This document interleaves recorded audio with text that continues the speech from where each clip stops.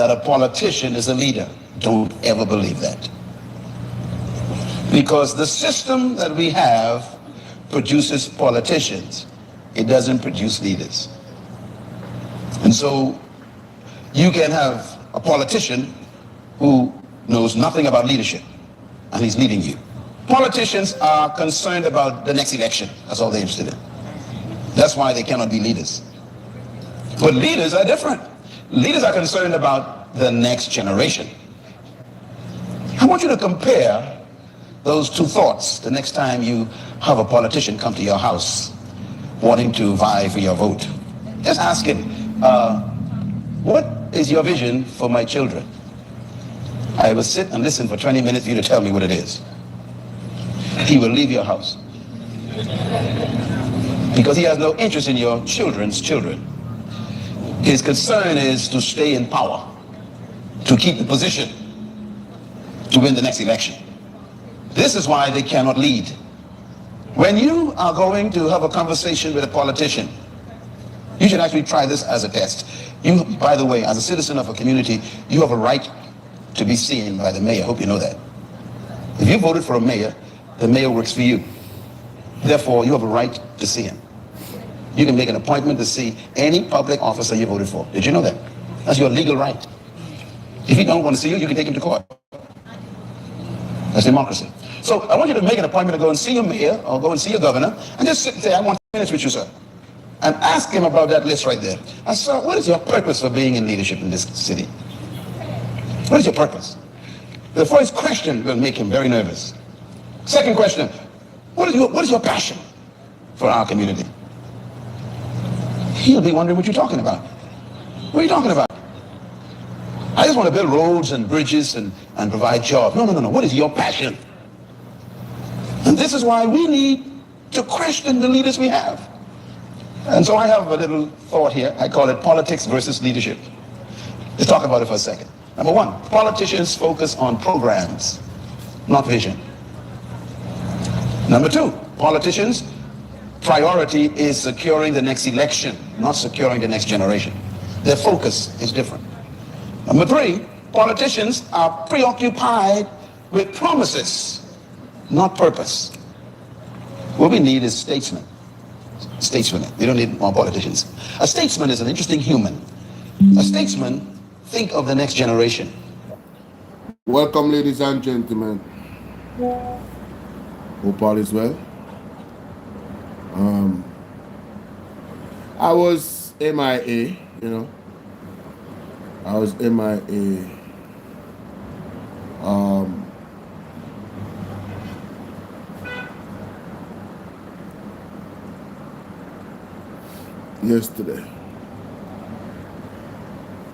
Yesterday I was MIA.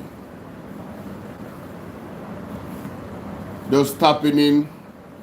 I don't even share the live yet, but I just tapping in to see what's happening in this space.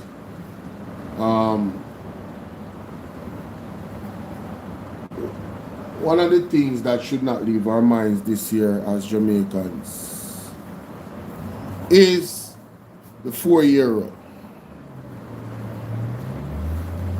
that lost life was taken allegedly by the JDF and JCF. All right.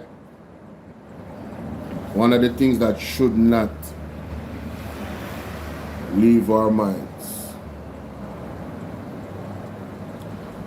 People say the supporters of the Jamaica Labour Party say that Andrew Jones is the best PM. 1 PM. All I'm asking now in 2026 is that we see the performance and not just the words. Marlene, how you doing? We are calling on the Prime Minister of Jamaica, Dr. the Most Honorable Andrew Jones, to live up to the title of best PM. That's their words. The words of the supporters of the Jamaica Labour Party is that Andrew Holness is the best PM. Well, all I am asking, ladies and gentlemen, I don't think it's unreasonable. I'm tired of these people labeling freedom fighters and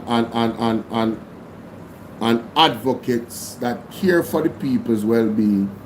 I'm tired and sick. I'm sick and tired of them labeling people as mischief makers. It's dangerous. And prophetically, listening to the prophet Jeffrey Shuttleworth, prophetically it's understood that there's going to be, and that is why if you look on my thumbnail, you see the thumbnail says what? Silencing the righteous voices. Karen, how you doing? Silencing the righteous voices. I want to challenge every labourite. I want to challenge all Jamaicans that is so focused on party and not performance. I want to challenge them. Look at the realities. Look at the realities, ladies and gentlemen. And then come to me and tell me, based off the realities, come to me and tell me that, yeah man,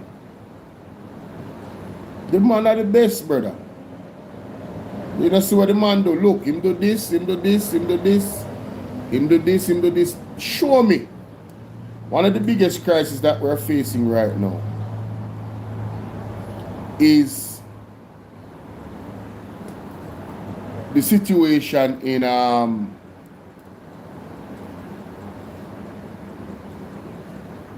Petersfield. Desmond Mackenzie came out and labeled people as mischief makers and how they have to do something about it. Well, I've been telling you guys, that I know, I believe that there's a plot. What happened? Oh, nice. I believe that there's a plot to silence righteous voices. And I just got confirmation from Apostle Jeffrey Shuttleworth on his program. This is the year that they will pull the trigger. They've been hinting at it. We've heard Kamina Johnson-Smith made statements. We've heard Dora the Explorer made statements. You understand? It's funny how the Jamaica Labour Party benefited through, and Andrew Holness directly benefited. What's up, Patrick?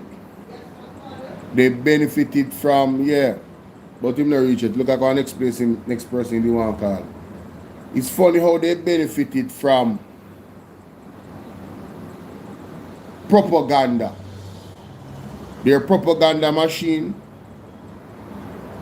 G2K and all of them, how they use propaganda to propel Andrew Holness to Prime Minister. Nah? A lot of memes, the same memes that Andrew got so upset about that his true nature popped out of his skin. Me not afraid of nobody. Not my word. Can you imagine? You'd never, I don't think any self-respecting citizen of any country would appreciate their leader acting in such a manner that is not fit of a delegate or somebody that is deemed most honorable. It doesn't it doesn't embody most honorable.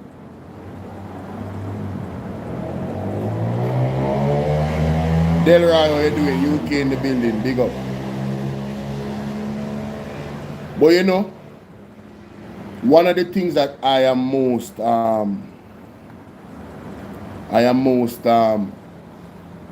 disappointed in is our people. And let me tell you why. And I'm speaking to everybody, but mostly the people that support the People's National Party. Whether you are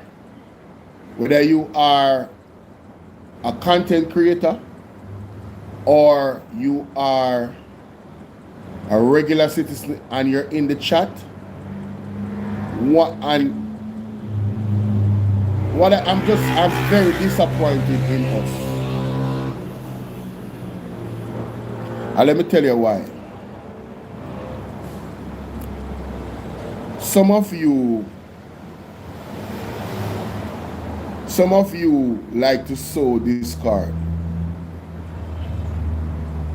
You understand?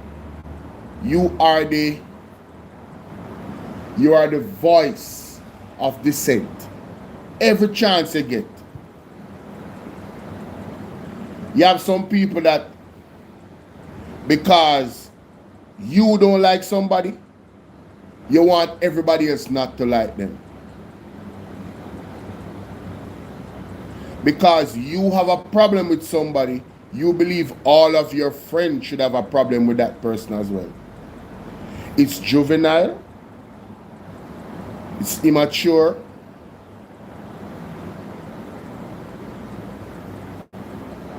Right? And it doesn't help. That type of mindset does not help us as a people because of what is coming and what we need to prepare ourselves for. A lot of the things that is happening, even in this space, this political space, it's a lot of distraction, you know. Are you guys following the money? Are you guys following the land ownership situation? Are you guys following the vulnerable out there that have not been assisted? The vulnerable out there that has still not seen help, still not have been touched by our government. But no, Andrew Hollis is the best PM. He's the absolute best. 1 PM, the most honorable, best ever, man. Best ever. Right? So I am saying to the people in the comment section, let peace reign. Let peace reign. The Bible says, if it is possible, be at peace with all men. If it is possible. So that means the responsibility is on you. What are you doing? Are your actions increasing the propensity or the likelihood of conflict to burst out? Are you fanning the flames?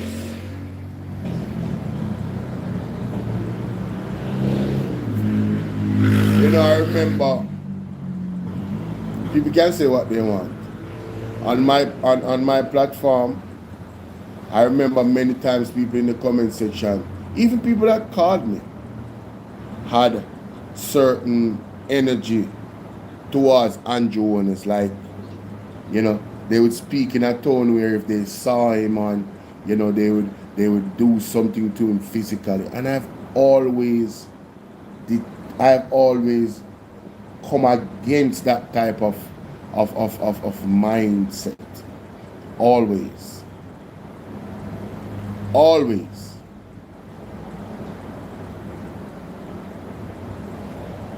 Because there's a right and proper and democratic way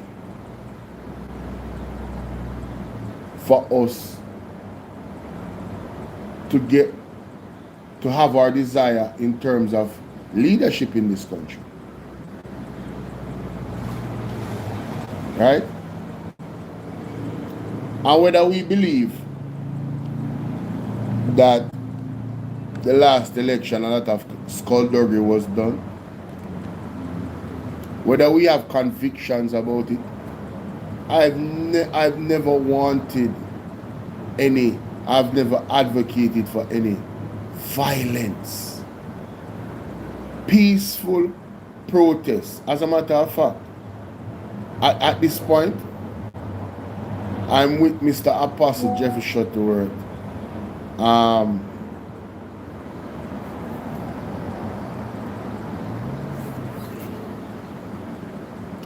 I'm with the Apostle, Mr. Apostle Jeffrey Shuttleworth. Peaceful, prayerful, persistent protests. Peaceful, prayerful, persistent protests. That is what is required. Right? The powers that be, you cannot wrestle with them physically. That would be foolish. That would be foolish. And I've said it from last year. Do not, I've been saying this from last year, no? From last year what? October. Them time that I've peeped game. I say, ladies and gentlemen, it appears as if somebody wants a civil war to break out in this country. It appears as if somebody wants the people of the country to riot and burn things down. It's almost like poking the bear. I want you guys to look at how, through great wisdom, the Chief Curry, you know, rise above it all. Remember when the police went into a Flagstaff? Remember that small community of about 60 or 80 people? Over 200 police almost, I believe, if I'm not mistaken, went into that area, and soldiers, all type of bus and jeep. Who remember that?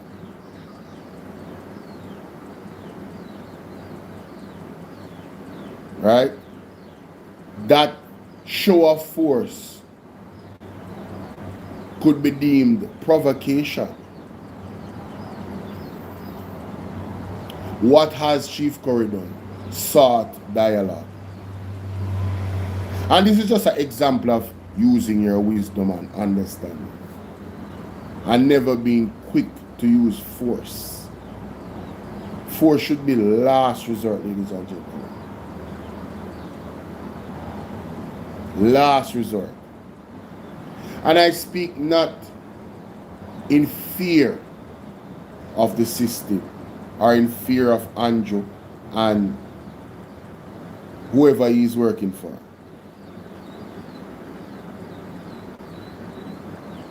I am speaking from a place of, you ever hear them say, If you don't have vision, you will perish. Did you see this? What is this? WhatsApp. Yeah, man, this was from, you know, see the time on it. You ever hear them say, Patrick, you ever hear them say, if you don't have vision, you will perish? Yeah, man, I one of them something, man. Without vision, you will perish. Ladies and gentlemen, I broke it down. I say, Andrew Honest is a member of the Privy Council. The king still has some level of legal ties to the land, as it is its property. All this. So, they are still the head, the High Court is there. If you, Jamaica, was to rise negatively against Andrew Honest, whatever small groups, I don't think it would be wise. Jamaica is a part of the UN. You have the king. Andrew has aligned himself with other powers that seem to have interest in Jamaica.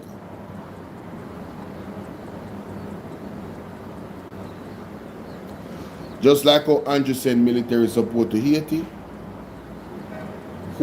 Why him send military support to Haiti? Which body is he a part of? Why him send military support to Haiti? Couldn't that same body, if things was to get out of hand, send military support here? And this is all hypothetical. In the event that the police forces and the soldiers here can't manage. Don't you think that they would send? Why would they send?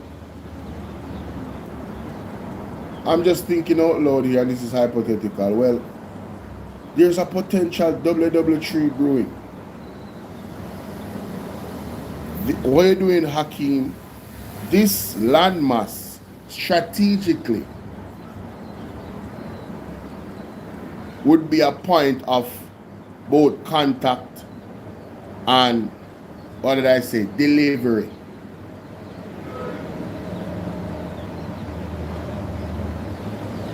You understand? Jamaica is strategically positioned between potential forces that don't like one another.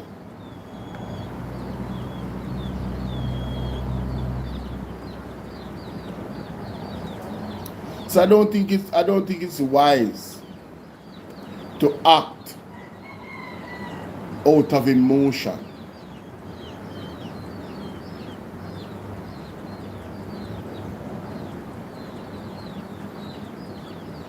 We're at the point right now, ladies and gentlemen, and this is what you all, well, not you all, but most of us don't want to come to grips with. This is way out of our forte. This is way out of our league in terms of our people.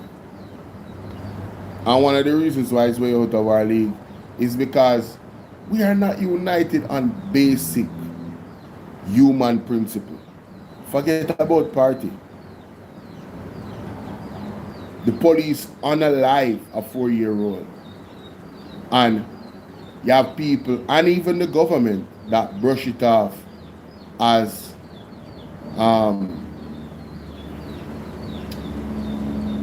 casualties of fighting crime. Just it's one of those things, hey, it happens. It's been normalized. A 4-year-old child, life was taken. I have not heard any, and somebody can correct me and show me the clip of where the government has come out in support of the family of that young lady, or as, condemned the police force and the JDF.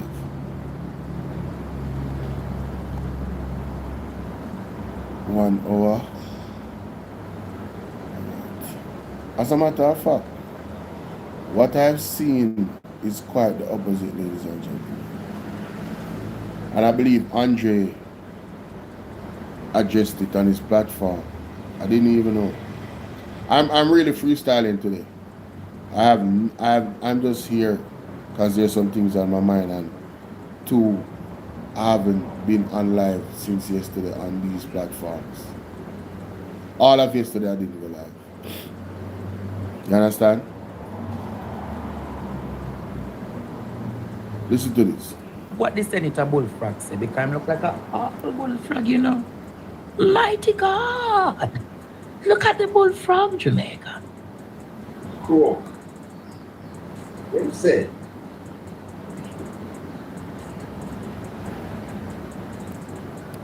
That there is a weaponization of data to distract from successes in crime management. Who is weaponizing the data, Marlon Morgan? Oh. Weaponizing. Who is weaponizing the data? We extrapolate from the data presented to show Jamaicans the realities. So this is nationwide title, which is interesting. Senator slams weaponization of data. The data is what the data is. According to them, 600 and odd people was unalived through homicide, crime, and the police unalived over 300. But then they celebrate the 600 and odd and not more than the 300 and odd that. You see, again, it's just a casualty of the war on crime. So what the JLP has told me is that they cannot fight crime in Jamaica without a high body toll. They cannot, without exterminating people like insects. Last summer you doing my bononos. That's what they are telling us, They don't have the ability, or they don't choose to, or they're incompetent, right? Or they haven't examined another way. They haven't seen another way worldwide from any other country where fighting crime and doing real police work, investigative work, intelligence, locking down, carrying in front of court, finding the big man and the big woman behind these gang syndicates.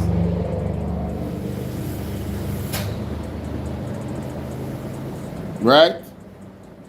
One of the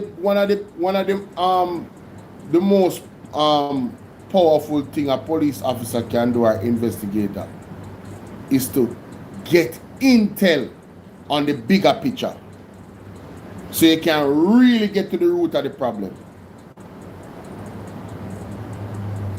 Jamaica, let me ask you something. Do you guys believe that the police unaliving these little sprat with a whole gun in the street, you think that is going to, and I mean, there's bigger fish is what I'm saying. Whoever you think them locking down and ending them life is the way, there's always other candidates in various places in Jamaica where a big man or big woman is going to hand them a gun in them hand, right? Have them some access, some money to do bad deeds for them. And herein lies the problem. The person that hand the gun in them hand, when have you seen the police lock them up? When have you seen they got the intel to find those people? So what we have is a perpetual cycle of crime. You guys can celebrate this 600 and odd all you want. I'm not buying that this is the solution to real reduction in crime. A mindset, the people's mindset, the people's soul, their connection with God are lack thereof. Those are the things that bring down crime. A person that is dedicated to living a life that is pleasing to God does not engage in these things. An increase in righteousness would be a decrease in crime. Period. So God is always the solution. Granted, you have to have proper policing and investigation and proper procedures and all of those things. But what we have seen is even police are involved in gangs in Jamaica. Yes. Dorothy, how are you doing? Happy New Year. Even police are involved in gangs. As a matter of fact, a constable was in the newspaper recently, was caught head of a gang. How many more police or even probably superintendents out there might be heading gangs? How many potential politicians might be heading gangs?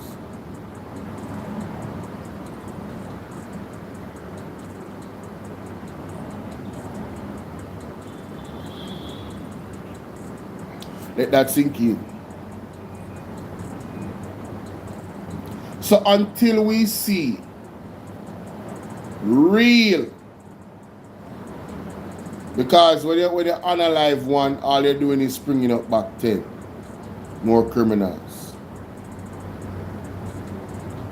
So even if the ones that they say they have unalived are criminals, the method is wrong, ladies and gentlemen.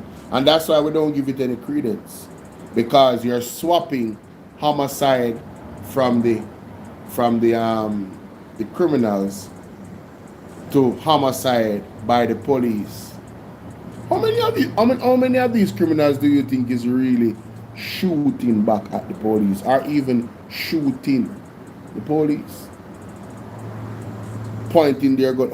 How many of these criminals, the way the police them have been operating from a long time in Jamaica, how many of these criminals you think have the bravery to see the men in blue and pop, pop, pop?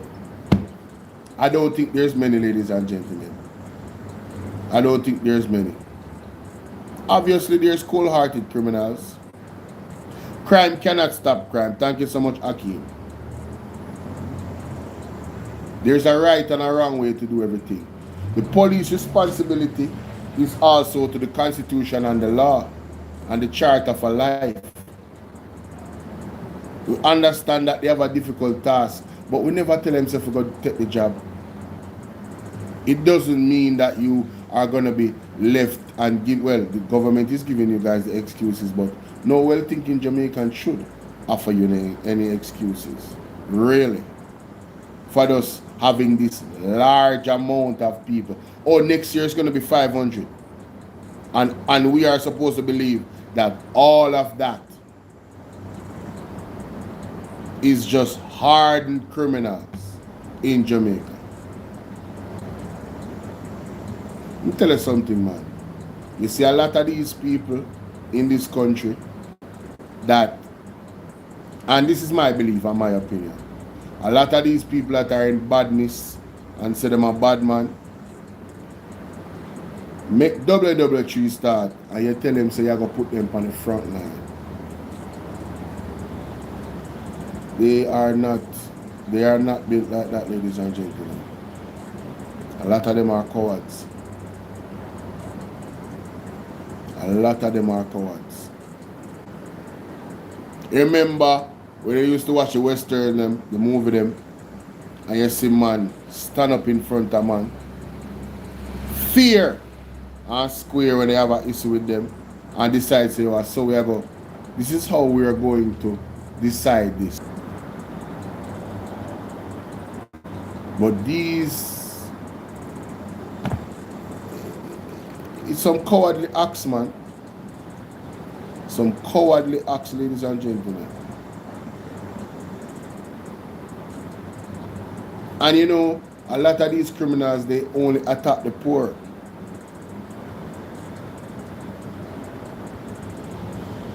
They don't acknowledge the Constitution, Akeem. They don't. Right?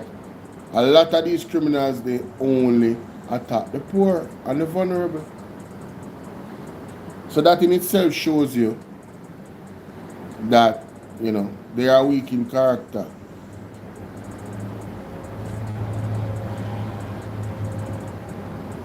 But let's hear this. The realities exist, Marlon Morgan. Syrup. E.T. Humpty Dumpty dinosaur.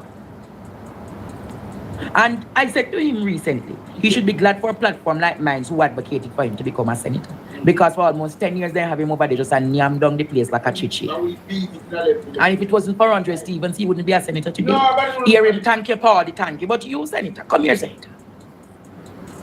After this term, you will no longer be, but we just leave you at that. What do you mean by we are weaponizing the data? You and the JLP weaponizing the data, trying to make it seem as though that it's under this regime we have seen the greatest crime reduction. But whilst there's been a reduction in the statistics of crime, the fear of crime, the perception of crime is higher than even before. Yes.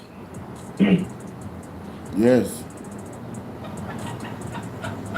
So when I see you come with these awful things, and it is nationwide who propagates and puts you to the people each day. And to validate the point that Andrew is making, there's, and if you live in Jamaica, you would know this, and you can contest to this. There's nowhere in Jamaica now where you would think that crime would happen. You understand? Like everywhere in Jamaica has the same potential of crime. Give you an example. In the areas that the police said, in many areas in Jamaica that they said they had the lowest reduction in crime ever. Boom. The most violent crime happens there. And the police was caught off guard. Why is that? Let me explain to you. The appearance of crime going down does not remove the elements of criminality that is at a high level, that is there, sizzling, waiting to erupt and die again. So, these methods that they're using, don't get me wrong, we want the police them to be present, right? We want the police them to be present. I value the police. We need good police in the society for maintain peace. I value the police. But here where the problem is. Eliminating these people and not getting proper intelligence.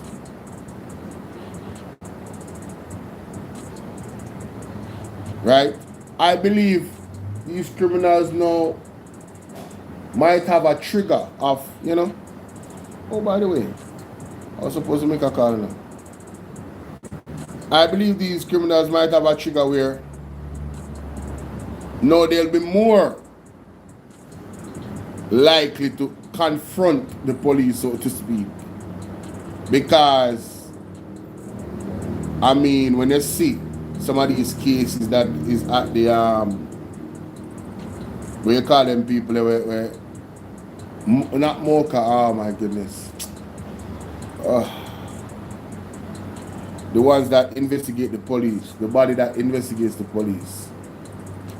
When this is some of the cases where a CTC camera from across the street was the only reason why, I think it was three young men that was unalived by the police it was understood through that video clearly that the police was the one that executed those young men. If it wasn't for that CTC camera, ladies and gentlemen, we would have heard that there was a shootout, or there was the new line now in reporting is that, what are you doing, Colleen? Is that there was a confrontation with the police and the young whoever died.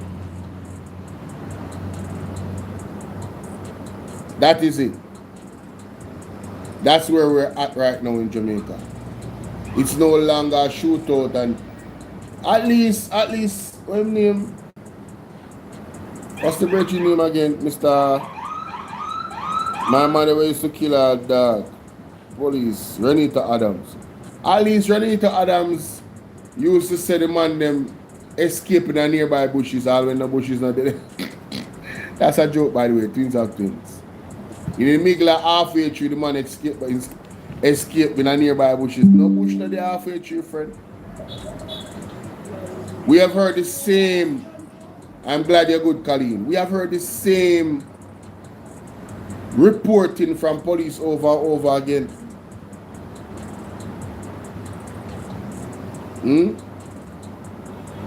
No, it's confrontation. It's no longer shootout. Because they have abused the shootout thing so much. It's no confrontation. So we need the man them to have proper, the police, I encourage the police them to do their job properly. The unaliving of people and removing the body same time without forensics come there. Yo, what is that? The government needs to step up, brother. What is that? How did that become a thing? Ever, anywhere that is supposed to be progressive? As a country that is claimed to be prosperous and we're moving in the right direction. There's so much things that it seems a bit off. But you know, Andrew Wallace is the best prime minister ever. Yeah, man. Yeah. But I realize that nationwide, you realize that people stop listening to nationwide. They're phasing out like the sea. They're phasing out like the wind. You realize that nationwide not having that quote, but again, probably because he was focusing on the end of year party. Mighty he God. was focusing on the end of year party. Mighty God. What can go so? Oh my God. That party has long gone for it. Yes. That party has long gone. It was festive. The one that Gagas went to, that he said he wanted to see the trannies, Jamaica. A lot of them plan for that party yearly, you know. Put on them heels and live them best life, and put on the tongue. Anyway, Lance, how you doing? Mighty God. Tongue. Yes, Jamaica. What? You, Marlon, talking about people weaponizing the statistics. You know what is being weaponized in the region? You know what is being weaponized in the region? CARICOM is being weaponized against each other. That's the next thing. Like, boy, I tell you, boy, we are in trouble, boy. Not even the Caribbean can unite amongst countries. Not even the leaders can set example, bro. In a time like this, when we should be our neighbors, our brothers' keeper, and know say, yo, we don't feel involved no way, shape, or form with what going between Venezuela and America. You know? We supposed to then have our own space, and I wonder, say, yo, all right, how are we going to maneuver this in case this turn ugly? How are we going to survive? How are we going to be able to help each other to survive? Like, that's where we should be, ladies and gentlemen. I'm telling you. CARICOM is being weaponized against each other. Today, in the criminal court in the United States of America, President Nicolas Maduro made it categorically clear. I was captured. As he pleads not guilty to drug trafficking and charges that President Trump's administration leveled against him. And what they have been doing in CARICOM is a divide and conquer. What they have been doing in CARICOM is a simple divide and conquer. Yeah. Today, Jamaica, Yeah, man. Yeah, the man. Vice Bolo. President of Venezuela was sworn in. Yeah, a lot. She was sworn in as the acting interim president of Venezuela. Look at what happened today in Venezuela. Thank you so much. Indicom. Delcy Rodriguez has been sworn in as the new president of Venezuela. It comes as mixed reactions pour in from around the world after that surprise U.S. mission in Venezuela. We should mention Rodriguez used to be the vice president under Nicolas Maduro. Now she's being sworn in as interim president. Ms. Rodriguez is now the interim president. But what is blatant is that the president... No, but didn't Trump say they are going to run Venezuela? How does that work? It's a lot of things going on here, ladies and gentlemen. Right? If you should take your emotion out of it and really reason the thing. Alright, so say for instance the Venezuelan president is guilty. And that's the reason why the USA went in there. Because of this fight against drugs. Right? Fight against drugs. Alright, so the lady now would assume power based off their system and how that whole structure operates, right? That's how it's supposed to go, right? Then how Trump running the country going to work? How, like, allegedly violating those other 3 laws that I heard about. Literally taking over the country and running it as a U.S. state would be another violation. Wouldn't it? I'm just asking. Even for the persons that live in the United States. I mean, you guys can be honest. I don't know. How does that work?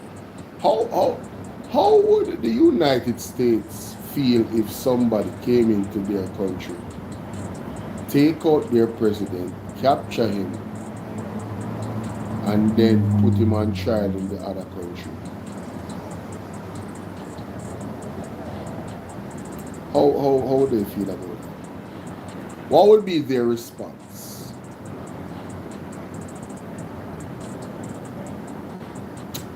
You know, we have to strike a balance in one, managing our own affairs, and 2, embracing our freedoms while not violating others. Yeah. And I'm not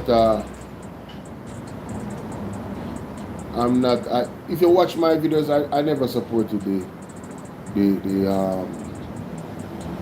Republican Party. Nope.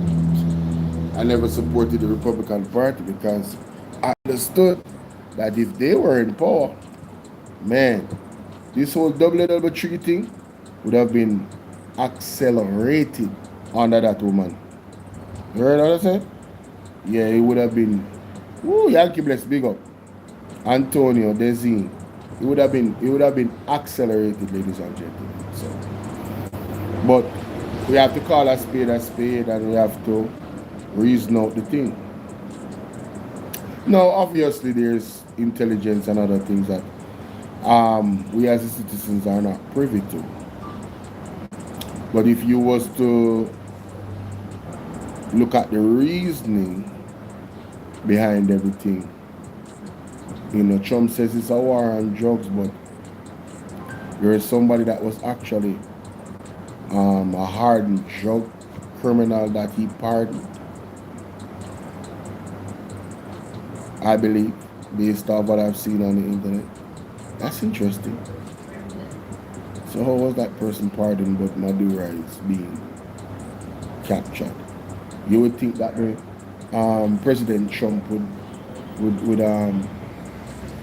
have some type of leniency on heart for those types of people because it's alleged that he pardoned one. I don't know what y'all think. President of Venezuela, Nicolas Maduro, made it absolutely clear in the courthouse he was captured. And if that is his line of argument, the trial will be very interesting. Very. If that is his line of argument, which is a solid line, he is still the president. Technically. He is still the president, Courtney. He was extracted. Technically, he didn't lose. He was kidnapped. Celine, what's up? Afternoon. Where you say Celine? Bright and sunny. We are coming off of the Madura thing still. Very interesting. You guys should go check out the rest of that conversation on PDTV News Jamaica on YouTube, right? I want to go to this part right here.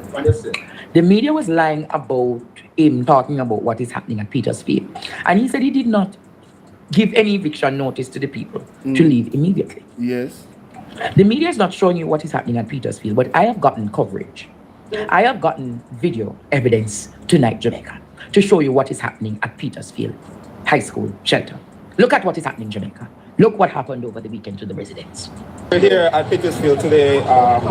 The residents that reside here in the shelter have to leave, and they want them to leave. And we're to and from the hardware to the school to get materials that still can't get issued out or any solid proof or anything. And now we're here, CBJ, and I'm not seeing no one really strong from the parliament side of it, but we're here and it's like in and out of arguments and you share the business are going. So they want to put you guys on the battlefield. But even if they want to put you guys on the battlefield, that was 2 weeks ago. It's just too madness. So really, they're doing some interviews that we're not allowed to video, or we're not allowed to, but they said people, private-owned business people, and all of us should come together and make solutions, but that's not working, that's not happening. No coming together when the time is now that we should come together and make proper solutions. There is no one to come together with, and people come to the place and act as if they don't know people, and they never text people and never make certain plans. So it's just a big up and down, but you know me, I know it already. But we have to show the world because you guys been watching, helping who you can help in, and this is what's going on. This is the reality. After 8 weeks, after 7 weeks, 8 weeks, this is the reality. We're here.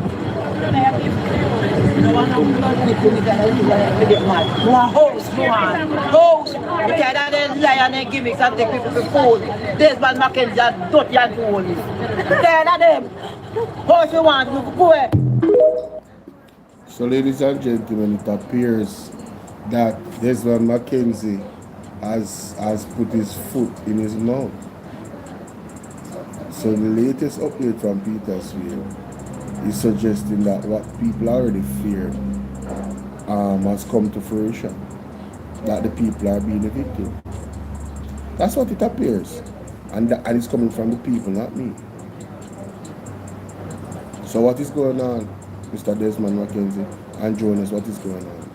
People are saying that they are getting the run around. They go to these places that they said they must get board or whatever, the hardware or whatever they need to build up them with something.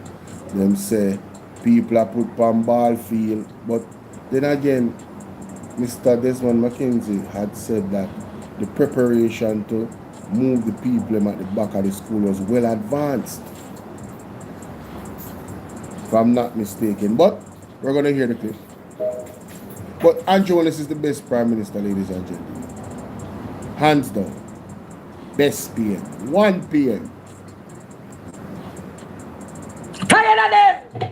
Horse we want! Them Help, help, help. We key out of the letter. They need a divine intervention! We're tired of the labor right. So Desmond Mackenzie would want you to feel as though the people can still stay on the property.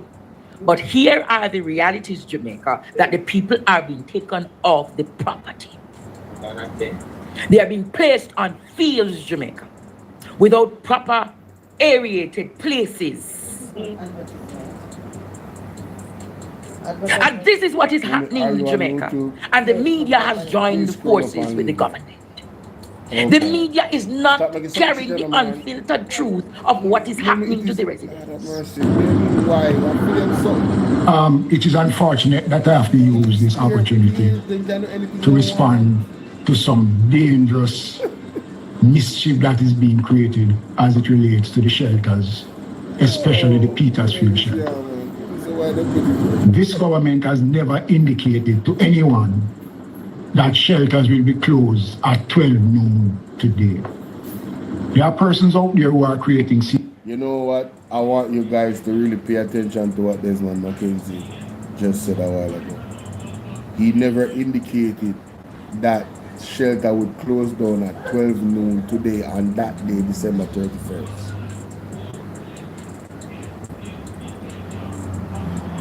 Just like when Andrew said, the government gave no directives for you to have your national ID and TRN to get aid.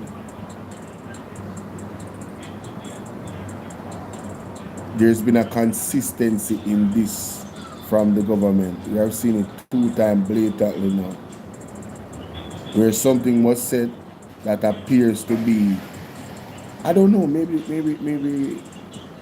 the JLP does not know how to communicate effectively where their leadership is concerned. Moving forward, I hope that the media does their job, the mainstream media, in making sure that whatever is said by these people, they will stand on it and not use style to try to worm them way out of certain terminologies. Because all I see here is that happening. Serious mischief, misleading the country, playing on the sympathies and the unfortunate state of persons who reside in. So the people that is there, that is the victims, they are the one that is creating mischief.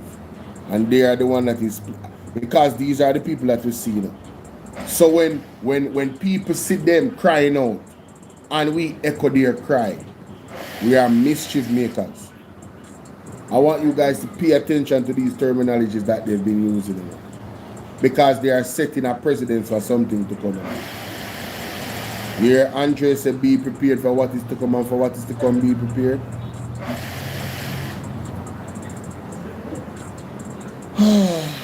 That's something I know say God have a plan for me, you know. Because right now I don't feel that space here. I don't feel that space right now. I like for us to be free to express ourselves. And what I see coming is a threat to freedom of expression and a threat to freedom overall. That's what I see coming. I don't know about you guys, but that's what I see coming. These shelters. This government has given a commitment to protect the dignity of these persons, and we have no... So Desmond Mackenzie and Andrew Honest, these people that are outside Petersfield in the video, have you guys protected their dignity?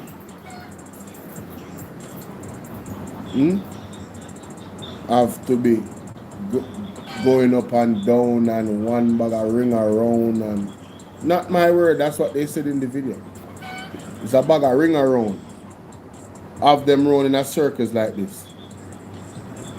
Isn't it the government's responsibility, based on what you guys said, to ensure that things go how you say it is going to go?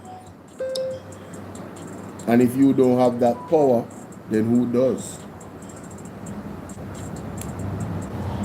This is, I mean, No intention of moving anyone out of any shelters that is being used at this time, whether it is schools or community centers. We are working closely with the Ministry of Education, and those works are well advanced. I want to spend a minute to speak on Petersfield. We have found alternative. We are working closely with the ministry where anyone out of any shelters that is being used at this time, whether it is schools or community centers. We are working closely with the Ministry of Education, and those works are well advanced. I want to spend a minute to speak. It has never indicated to anyone that shelters will be closed at 12 noon today. There are persons out there who are creating serious mischief, misleading the country, playing on the sympathies and the unfortunate state of persons who reside in these shelters. This government has given a commitment to protect the dignity of these persons, and we have no intention of moving anyone out of any shelters that is being used at this time, whether it is schools or community centers. We are working closely with the Ministry of Education, and those works are well advanced. what works are well advanced? Because I don't want to assume, I need clarity. What works are well advanced with the Ministry of Works and Ministry of Education? And this is why we need real journalists to listen carefully, mainstream media journalists, and ask the relevant questions. Because a lot of the time these politicians, they talk in circles. They don't talk, they talk and leave themselves room for excuses. They don't want to stand on anything. They say they are committed, but committed to what? If you are committed to a foundation that is on sand, you're committed to nothing. It's going to sink. It's going to wash away. The house is going to drop down. You're going to lean and drop sideways. You can't stand erect. So what is the works? What is the works? What is the exact works that he's talking about right there? So that's what we want to know. Use at this time, whether it is schools or community centers. We are working closely with the Ministry of Education, and those works are well advanced. I want to spend a Working closely with the Ministry of Education, and those works are well advanced. Ministry of Education. So I guess that has nothing to do with the homeless people that are in those shelters. I'm just asking. I'm not certain. You know, well advanced. Could well advanced mean that the alternative place that these people should stay according to some other clips is that, you know, behind the school, some people, you said some people was there already and, you know, staying there already. So the advance mean, you know, it's far ahead. So why after that now, in January now, we have this issue of Petersfield? You know, you're just not adding up, guys. minute to speak on Petersfield. Not adding up. We have found alternative location on the grounds of the school, behind the school, where we are now doing some temporary work to allow those persons in the shelters to go into that location. What temporary work? So behind the school they're doing temporary work for those people to go to that location. So what temporary work? Is it a tarpaulin you put up on some stick? What temporary work exactly? I know I saw babies lying down on mattresses at Petersfield. Are you telling me that babies are going to be lying under a tent or a tarpaulin January 2026, February 2026? Is that what you're telling me? I'm just asking. Already, there are persons who have been using it, and we are going to be doing some work to ensure that the 50 persons, and it is only 50 persons, that are presently at Petersfield Shelter. Food for the Poor and a team from the ministry is down there in Petersfield as I speak, looking at locations to put temporary housing solutions. We are going to be holding those persons at that location until Food for the Poor and the ministry and the other agencies have completed the assessment and putting down the temporary housing. I want to dismiss. So, according to this man, Mr. Mackenzie, until Food for the Poor done their assessment and let me play it again because we don't want to miss nothing. Here's Jamaica. Us to go into that location. Already, there are persons who have been using it, and we are going to be doing some work to ensure that the 50 persons, and it is only 50 persons, that are presently at Petersfield Shelter. Food for the Poor and a team from the ministry is down there in Petersfield as I speak, looking at locations to put temporary housing solutions. Looking at locations to put up temporary housing solutions, all right? We are going to be holding those persons at that location until Food for the Poor and the ministry and the other agencies have completed the assessment and putting down the temporary housing. I want completed the assessment and putting down temporary housing. I'm kind of confused. Is it that they are going to be putting temporary housing and then you do the assessment for them house and get them grant so they can do them thing and get back on their feet? Or is it that you're doing an assessment to build the temporary housing? I'm genuinely confused. Genuinely, I'm not telling a lie. Those persons at that location until Food for the Poor and the ministry and the other agencies have completed the assessment and putting down the temporary housing. I want to dismiss this as maybe it's just me. Locations to put temporary housing solutions. We are going to be holding those persons at that location until Food for the Poor and the ministry. Holding them at what location? 50 persons, and it is only 50 persons, that are presently at Petersfield Shelter. Food for the Poor and a team from the ministry is down there in Petersfield as I speak, looking at locations to put temporary housing solutions. We are going to be holding those persons at that location until Food for the Poor and the ministry and the other agencies have completed the assessment and putting down the temporary housing. Okay, so it seems as if, and it appears as if the people will be staying behind the Petersfield school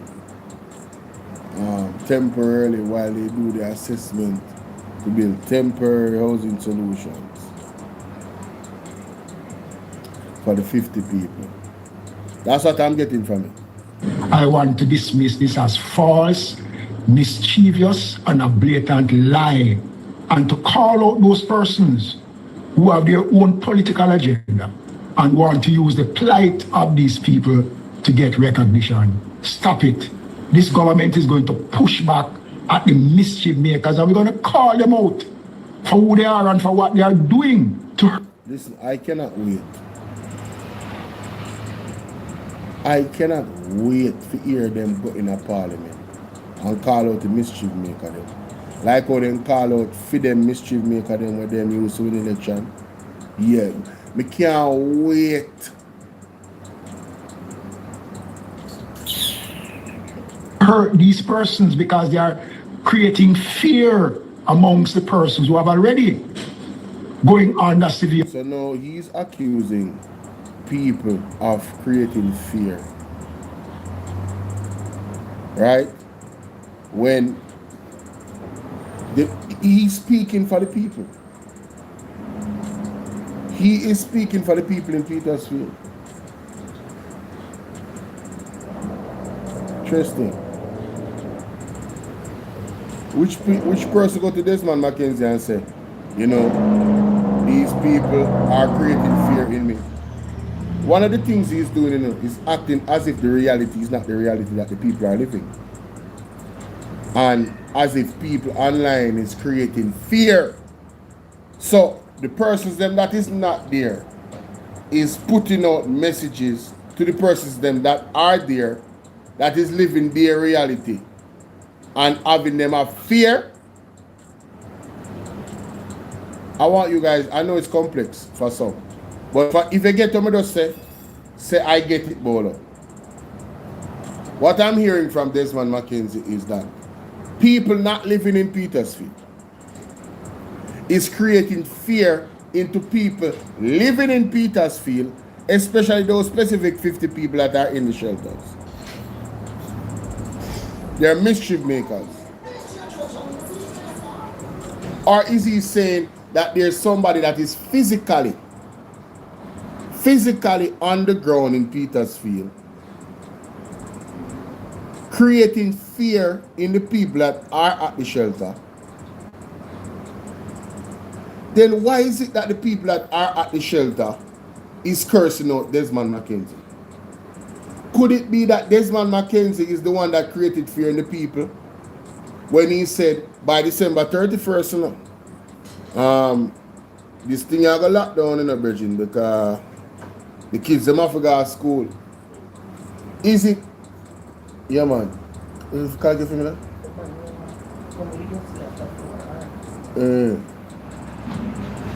Him come? Can you feel me? Is it that Desmond McKenzie was the one that actually did that? Create the fear in the people. Maybe he wasn't clear enough to the people when he said, you know, the children have to go to school, you know. When he went down there and he was angry and you know, what is it possible when he went down there with his iron fist and he did the press conference? Is it possible, ladies and gentlemen, that he was the one that created this fear in the people? Is it possible that his words was the one that created the perception that people are in fear of? Is it possible? Is it possible that Desmond McKenzie and the Jamaica Labour Party, being the best government Jamaica has ever seen, would take some level of accountability for what they have done? Is it possible that they could be responsible in that regard and stop blaming everybody else for their own actions and what it yielded? Is it possible? Is it possible, ladies and gentlemen? Is it possible?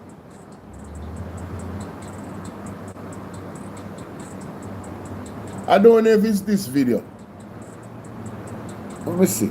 Meanwhile, in Westmoreland, several At the peak, not only you, these to one after there are 38 children and 6 newborns.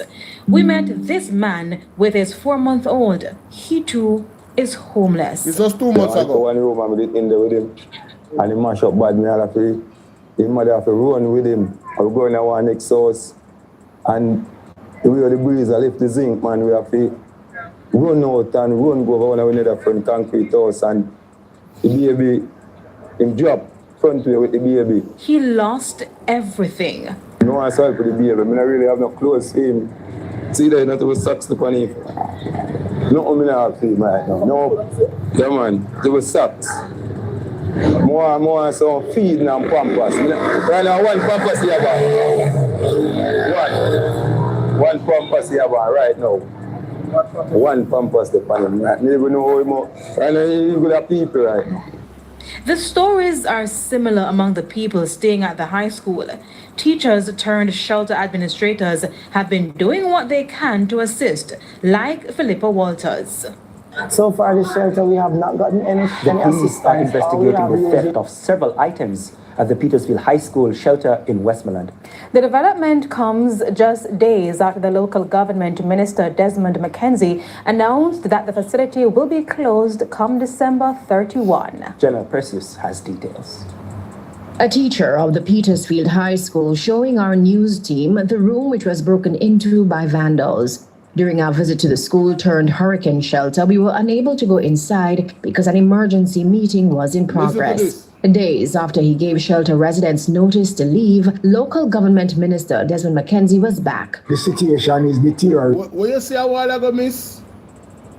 An emergency meeting was in progress. Days after he gave shelter residents notice to leave. Days after he gave shelter residents notice to leave. So, according to TVJ, on this day, not Bolo, not none of the vlogger them, according to TVJ on this day, Desmond McKenzie gave the residents notice to leave the shelter. Ladies and gentlemen, you heard it from the horse's mouth. Thanks. You heard it from the horse's mouth, ladies and gentlemen. Make us play it again. Because this is what caused all the fear, you know. This is what caused all the fear. Not nobody else. This. During our visit to the school-turned-hurricane shelter, we were unable to go inside because an emergency meeting was in progress. Days after he gave shelter residents notice to leave, local government... So this one, is TVJ creating mischief? Or did they hear when you gave the people notice to leave? Which is it? I'm just asking a question. Because apparently, we're living in a Lulu land. Or the land of the Lulu. Where words mean nothing anymore. I'll tell you how you're doing. Happy New Year. Words mean nothing, ladies and gentlemen. You can just say stuff and it doesn't mean what you say.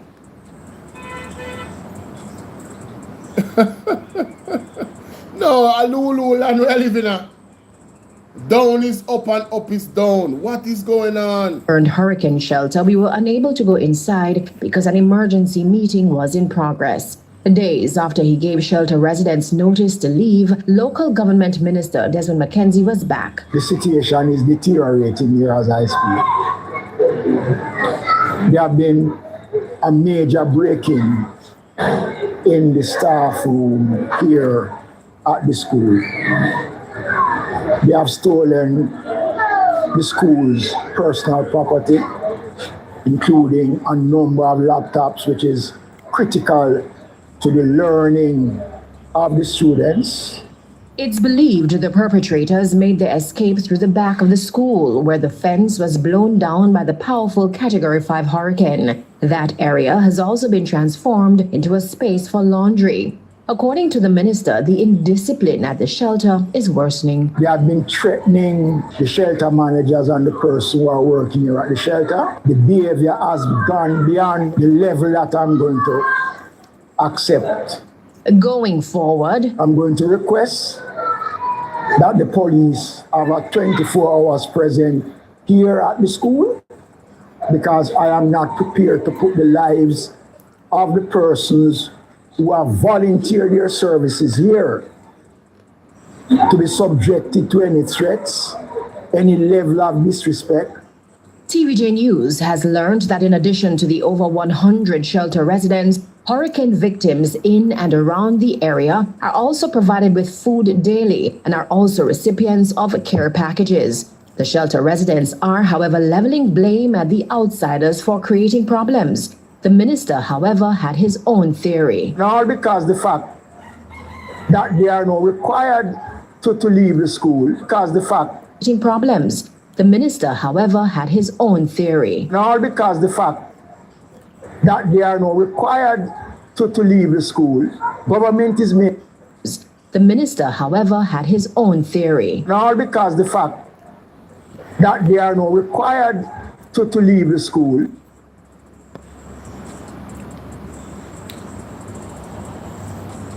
All because of the fact that they are required to leave the school. Mr. McKenzie, is this your word, sir? Do you remember saying this?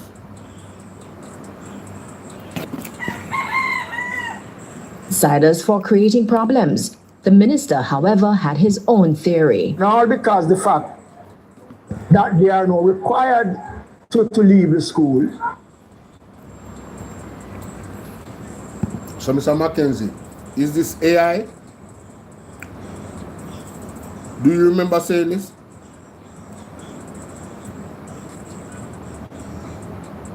Is this AI? I'm so serious. Listen, I'm not laughing. Is this AI, Mr. Mackenzie? Others for creating problems. The minister, however, had his own theory. All because the fact that they are not required to leave the school.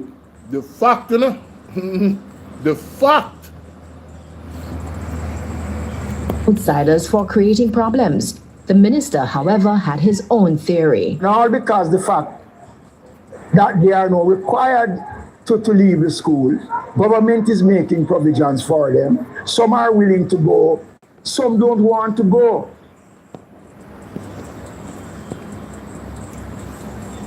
Government are making provisions for them. Some are willing to go and some don't want to go. So, who create fear? Who create fear?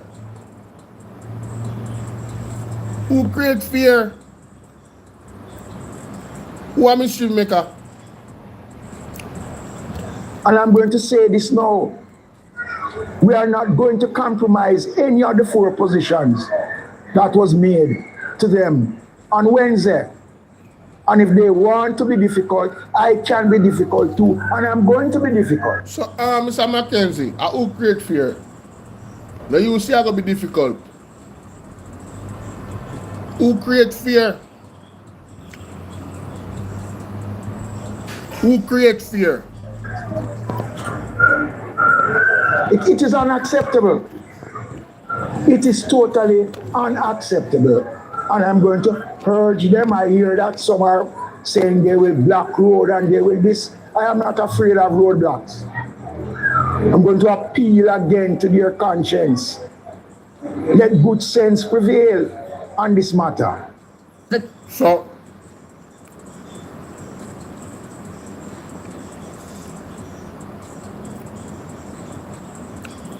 you took a hard position, Mr. Mackenzie. And you stand up on it. So who create fear? You're stressed because of Melissa. This government of Dr. Jonas is caring. We understand. We have listened to the persons. We will not, and I repeat, we will not be putting out anyone in any shelters in the 5 parishes that have been affected until we have put down the necessary things in place and we are well advanced in providing the solutions that is required. Mischief.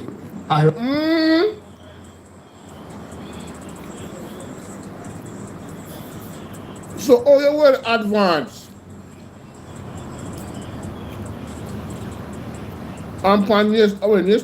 Yesterday this, you're well advanced and we are Asian people. Rich.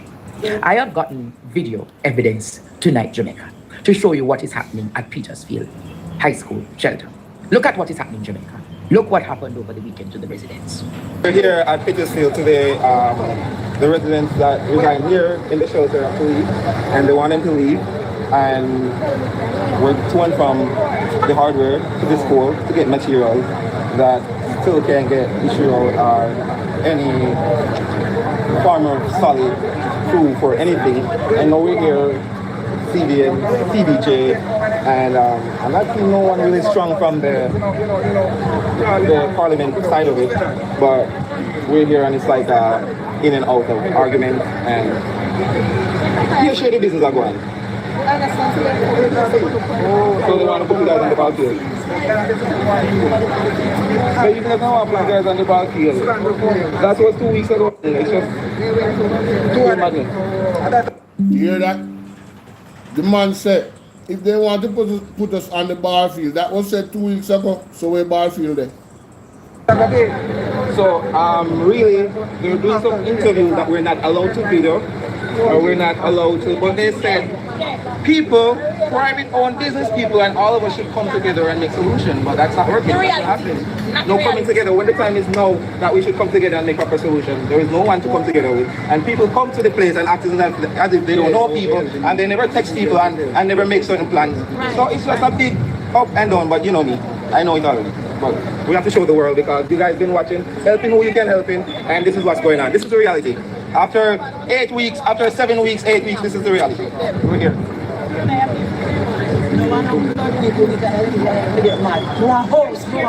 House, you can't then lie and give me some take people to food. This man Mackenzie and don't you do all this. Tired of them. House we want to go. Wow. Happy New Year. Tired of them. House we want. So I don't understand how Desmond Mackenzie had that to say that they're well advanced. Mischief. I urge them until we have put down the necessary things in place and we are well advanced in providing the solutions that is required. Mischief. I urge them to stop it because we're going to push back at mischief makers and liars. Ishmael, I think you hate me. I think Ishmael hate me. Ishmael, you have to listen to that. That reprobate. Stop it. You, the fucking liar. That reprobate. That retard. That blackboard. That good for nothing. So you have now seen the reality of the videos. And I me create the video, Jamaica. No. And I me send people down there to create the video. The video is on TikTok. And it is showing the people are saying that they're being evacuated. They're being evicted. Not evacuated, evicted. And there's man tell them I wait for food for the poor. We grab them the house and I go accommodate the 50 residents. Underwear. And him go and call out. So why you not call out yourself, Desmond Mackenzie? Why you not call out yourself for the hypocrisy? Why you not call out yourself for the mendacious, mendicant lies that you're telling? Why you not call out yourself for your government for your uncaring approach, Desmond Mackenzie? My God. School open today. Did the government do an evaluation of how many teachers are mentally prepared for school? Did the government do an evaluation to say how many children are prepared for school this month? Good question. Did the government say X is prepared and that is prepared? Did the Prime Minister come and give a national address at the start of the school year? Did the Minister come and give a national address at the start of the Easter season? What Minister of Education? Dora the Explorer. Did they give anything? But you have to understand, Desmond is suffering from dementia. Dora is suffering from hallucination. Yeah, man. Hallucination, Jamaica. Wandering thoughts in the night. Wandering sheep and a wandering Dora. Because she thinks that she is the most potent, brilliant one in the room, but not realizing, Jamaica, that apart from that, she's a very dull person in this space. A very dull person. So I want to ask you tonight, Jamaica. I'm going to ask you tonight. You have seen the evidence of Petersfield. Yes. You are seeing the people being evicted out of Petersfield. The people are crying out. The people are saying all they want is housing. So I want to ask you tonight, after 8 weeks, you're telling me that the best you could have done was to accommodate them under a tent? Come on now. The best you could have done, Blackboard, come on, is accommodate them under a tent. That question alone shows you how much they did not, one, think about the people because they are not caring.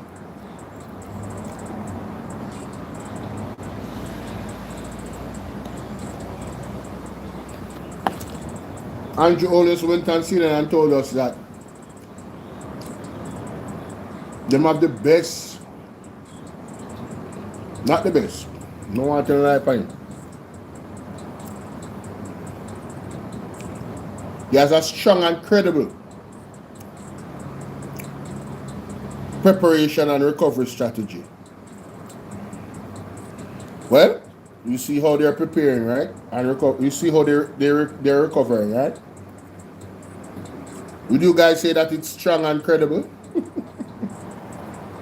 Best PM, 1 PM, mighty God. The best you could have done, Andrew Holness. Or could you have done, Andrew Holness? Is accommodate the people on the right thing? You couldn't put them in a one fancy hotel. All of those hotels that have been closed down, you couldn't accommodate them in one. Come on, man. You couldn't make 50 soldiers go build up one little area for them. Yeah, but they want to go up Kong Pong. But I can tell you, Jamaica, if it was election time, Mighty God. that would have fixed Courtney.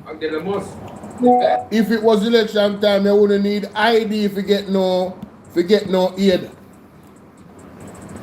If it was election time, I wouldn't need no ID if you get no aid. Just like when you don't need ID if you vote. You would have used the black book. I say it already and I say it again. Tell the boy. What can go so? If it was election time, Any means necessary. any means necessary, those houses and those structures. I don't think the house would have fixed it. They would have said the people them gonna hardware. With all the rain that everything that is happening in our country, you put the people them under a tent. That is to show you have no value for the people. No value. They don't care. No because value. Andrew and Babsy and Juliet and Desmond and Val, they're all living in their luxuries. Of course.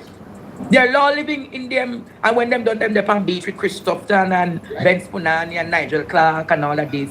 And when them done road and the concubines there, the three concubines, the three homewreckers, they are Sun Nation Party. And when you look people in this country, they are so tone deaf to the reality. I said to people, you know, I have no problem people are enjoying themselves, but do it with a little decency. The three homewreckers, Hold on there. Who that? Oh, so they're friends. Mighty God. Boy, Andre really opened up my eyes to some things, when I lie. I don't follow these people, you know. I don't follow these people. I don't follow them TikTok page and Instagram. I don't know nothing what go on with them. I don't visit with them. All I care about is the country and how the country running. That is all I care about. I care about their performance as an elected government official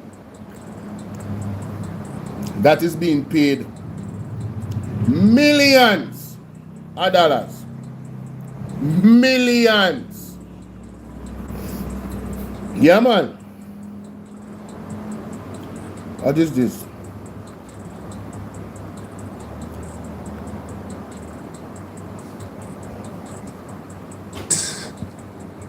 Piece of legislation called eminent domain. I want you to research it. Let's go to this. Something to do with land.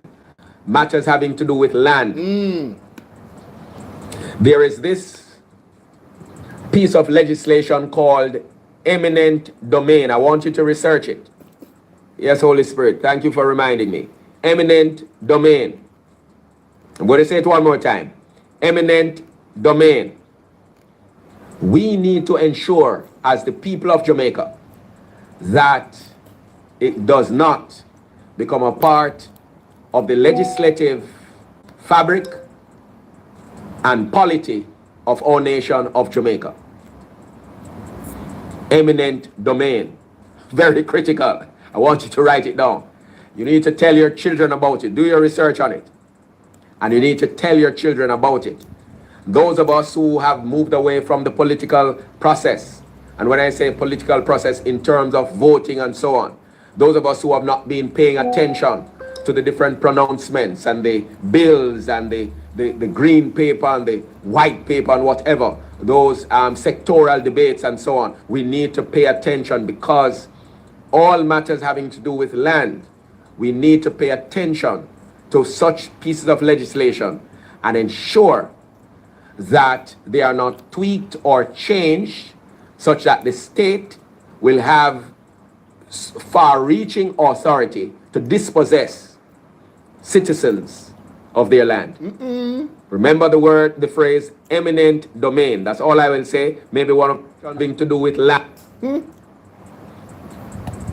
What may I tell you? Nobody can tell me, say, God not talk through Apostle Jeffrey Shuttleworth. Nobody can tell me say Apostle Jeffrey Shuttleworth not hear from God. Nobody can convince me of that. I'm going to tell you that right now. Let me be categorically clear. Let me be cogent. Let me be pellucid. I say the word, no? There are some people are wordsmith and they hear me talk, you know. Like some labor, right? And instead of correct me out of love, then try to tear me down. Oh, you use that word the wrong way. And them not even know, say, I am so humble. I'm so humble that I will take the correction. You know, giving in love. Yeah, man. Mr. Jeffrey Shuttleworth. Ladies and gentlemen, on this platform, I will be going back to highlighting key messages from Jeffrey Shuttleworth. Those have instructions of that manner that is so important for us to pay attention to. You hear Andrew say, be prepared for what is to come. Well, if you want to be prepared for what is to come, make sure that you go and subscribe to Freedom Cup Ministries. Alright? I know some of you, you know, not going to listen to a 5-hour program and everything, so I've taken the job to extrapolate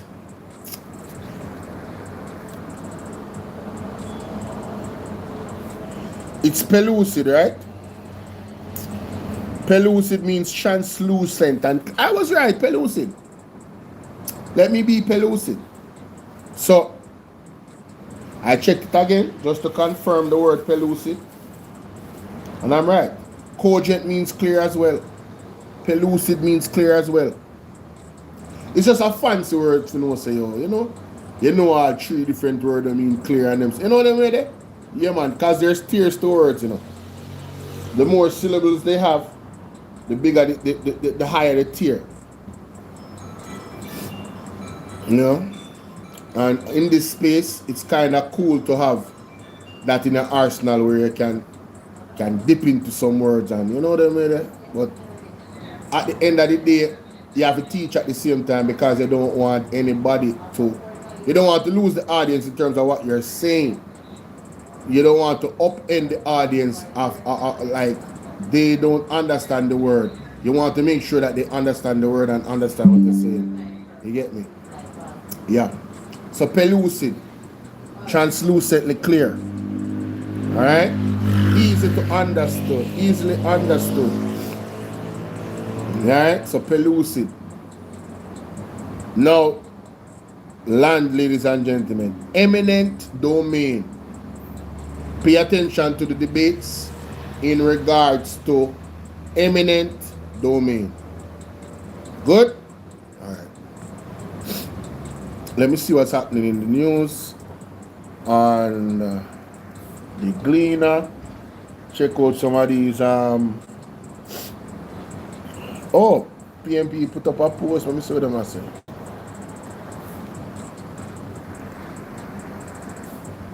One new post. Let me see what them are saying. What is this? Oh, it's a press release. Wow, media release. When was this? 3 hours ago? What? PMP. Hold on. I think I need to record this. Mighty God. Yeah, I definitely need to record this. Oh my God. Oh Lord.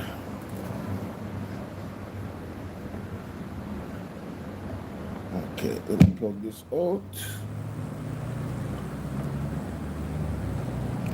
We gonna get it right. We gonna get it right. Oh, we gonna get it. We gonna get it right, ladies and gentlemen. Turn off this so we can take off the effect of potential feedback from the box. Alright. Donna for Donita, what's up? Blessings, blessings, blessings. Welcome, welcome, welcome.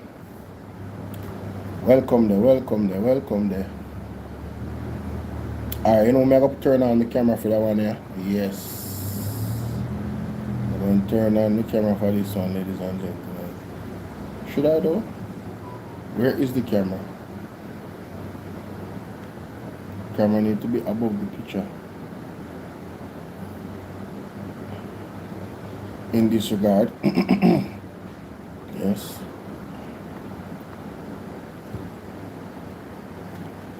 All right, see that? See there? Yeah. All right, the desktop on. It's almost me have to make sure say I work people, cause the stuff them need to change out some equipment. Need a whole set of new equipment. No joke. Microphone, phones, Bluetooth speaker, you name it. I need a whole change out.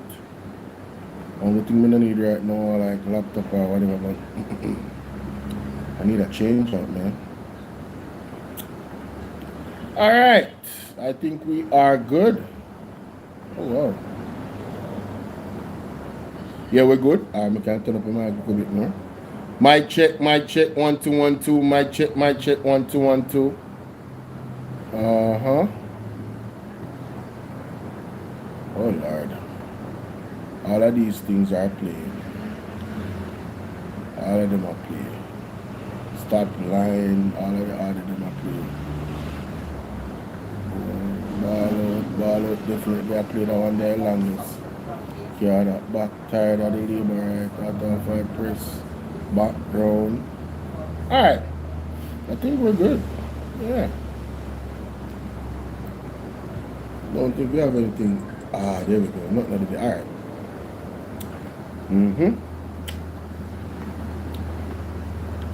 Alright, so ladies and gentlemen, it's a brother Bolo here now. How you guys doing? Hope you guys are doing well. I see a media release came out from the People's National Party. Now, I have no idea what this media release is about. I have not read it. But let's get into this. It says the PNP affirms support for fundamental principles of internal law. All right. January 6, 2026. The People's National Party knows that the event of January 3rd in Venezuela, in light thereof, and in keeping with the Charter of the United Nations. Oh, I love this. Oh, I love this. Lord have mercy. Yes, Lord. Thank you so much for a party that stands on business like the People's National Party, where human rights are concerned. Mighty God. Can we get a round of applause for the People's National Party, ladies and gentlemen? Can we afford a round of applause? Just for the beginning of that alone, I already know where this is going. Mighty God. I already know where this is going, ladies and gentlemen. I know. Oh yeah. Oh yeah. Oh yeah. Oh yeah. Yeah, I know. I think I know where this is going, and I like it. I like it. I like it. I like it. Yes, yes. Let's go back to it. Let's go back to it, ladies and gentlemen. It says here, the People's National Party notes the event of January 3rd, 2026 in Venezuela in light thereof and in keeping with the Charter of the United Nations as the source of world peace and stability. We wish to reassert our commitment to the following principles in internal relations. We reaffirm our commitment to a system of rule-based governance of international relations in which the use of force is kept strictly within the limits permitted by international law.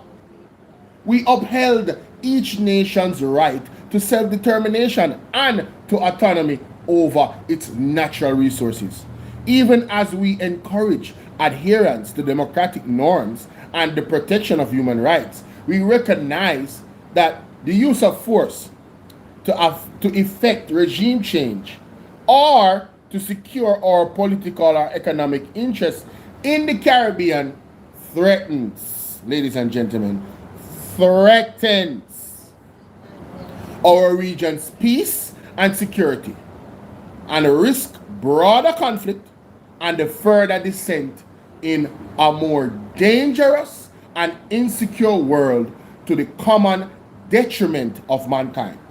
We reassert that smaller nations must of necessity rely on and stand by the rule of international law to protect our own independence, sovereignty, and legitimate interests, and must join in collective solidarity to preserve our common interests by steadfastly upholding these principles. The PNP affirms that this moment requires CARICOM to similarly reassert its commitment to these principles and to the restoration of the Caribbean as a zone of peace, recognizing that these principles have been the firm foundation on which our regional organization has operated for many years to our mutual benefit and in furtherance of our mutual interests. We note the response of the government of Jamaica on the event of Venezuela posted on the JIS website. We call upon the government to stand up for and equivocally support these well-established principles which have long guided Jamaican stance and reputation in international affairs. End of media release. Ladies and gentlemen, this is why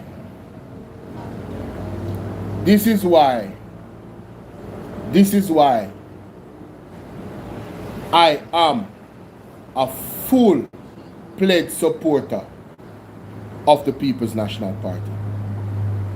It is moments like this that it reaffirms my hope in mankind and leadership, because we have an opposition that is saying what the leadership needs to say. This position should not be the one that the PNP comes out in a media release to say. It should be the position that the ruling party, which is the JLP, comes out and says, right? They are the one that should say it. And then the PNP is the one that should say, we support the government in this stance. We want to echo the same sentiment. But as we have seen, ladies and gentlemen, oftentimes it is the People's National Party that is leading in the right move towards democratic practices, defending the rights of not only the citizens of Jamaica, but also the citizens of the world and our neighbors here in the Caribbean. It is oftentimes the People's National Party that pretty much stand on business and speak boldly about these types of issues. And this is why I support the People's National Party. And this is why I could not support the Jamaica Labour Party. When their voices need to be loud, they're quiet. When they need to remain quiet, their voices are loud. They always do the opposite of what is required. When they should move with speed and alacrity to rescue victims of Hurricane Melissa, they make excuses and then say that their methods are going to be studied as how to deal with a storm, when it should be the case study of what not to do. How to make the most mistakes and put people's lives in jeopardy and have more fatalities than that of which is actually needed. That's what the case study should be about. But in terms of Venezuela and this statement from the PNP, I salute you, Mr. Mark Golding. I salute you, sir. And I am in full support of you. Prophetically, there might be someone to rise up against you. But as they rise up against you, I will be one of those that will stand with you, sir. Yeah, man. Principle. And this is very encouraging. I want to know from the people what they think. I want you guys to storm up the comment section on this one, ladies and gentlemen. And let me remind you. Don't ever believe that a politician is a leader. Don't ever believe that. Because the system that we have produces politicians. It doesn't produce leaders. And so you can have a politician who knows nothing about leadership and he's leading you. Politicians are concerned about the next election. That's all they're interested in. That's why they cannot be leaders. But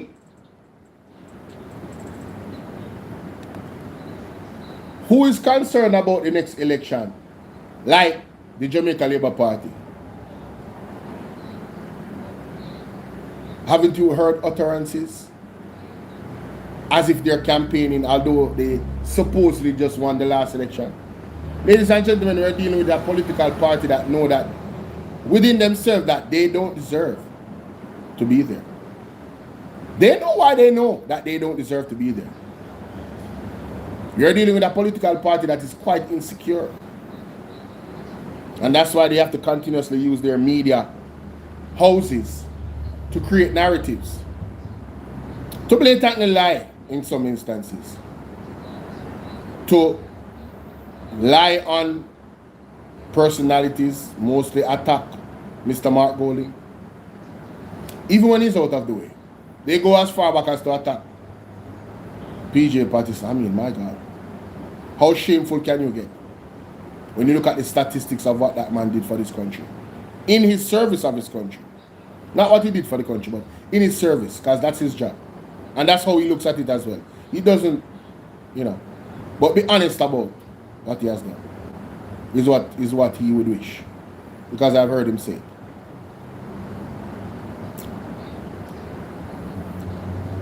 I know, I can almost assure you that this stance that the PNP has taken in this particular media release, it will not be supported by the Jamaica Labour Party. At all. I don't think they would even, I think they're going to act like this one did not come out. But if they should respond, it's going to be interesting to see what narrative and what argument they would put out there. Because the last time, ladies and gentlemen, I remember listening to Cliff Hughes on the issue of Israel and the UN and the stance that the Prime Minister took, even when the vote was happening and people was walking on what he came in. All of the things that he did that or did not do. And the argument of Cliff Hughes was that, listen, you cannot stand up against the United States and Israel. You want to lose the visa.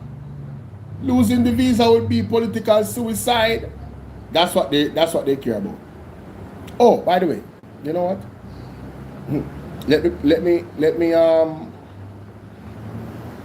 Let me indulge and play the actual video, because I don't want to misquote Mr. Cliff Hughes. Yes? So let me find that video with Cliff Hughes and what he said, ladies and gentlemen, in regards to the visa and the decision that Andrew Willis made while he was at he was at the UN. Yes, I believe he was at the UN. Excuse me. Mr. Cliff Hughes, please come to the front of the... here we are. Here we are. We came out. He's going to do a lot of damage, as he has been doing. We came out. He's going to do a lot of damage, as he has been doing. A lot of damage. But Holmes and Johnson Smith have to take care of Jamaica's best interest while extending support and solidarity, remember that word, solidarity, with the people of Gaza and Palestine. We can't do it in a way that is confrontational and adversarial. So this man who is not given to anything but vengeance and transaction. And let me put it bluntly. You will simply say, Jamaica, okay, we're going to take away the visas. Okay? And take away the Jamaican visa. Which government in Jamaica could survive if it is a situation where it is, for at least because of the action or what you have said, you now occasion America taking away Jamaicans' visa? Jamaicans would not know. And there's a few things that we covet more than our precious American visa. And he is quite prepared to use that. That is my take on it. I am momentarily rendered speechless. And as I gather my thoughts, let me tell you why I was momentarily rendered speechless. This man equating being cautious so as to one, keep political power, because if they stood up and did the right thing, which is walk out when Netanyahu was speaking, which is vote for peace when the vote was happening at the UN with the 193 countries, it could jeopardize Jamaicans' visa. So, in essence, Jamaican having a visa to go to the United States, in his purview, and JLP maintaining power as a political party is more important than taking a stance against what is wrong.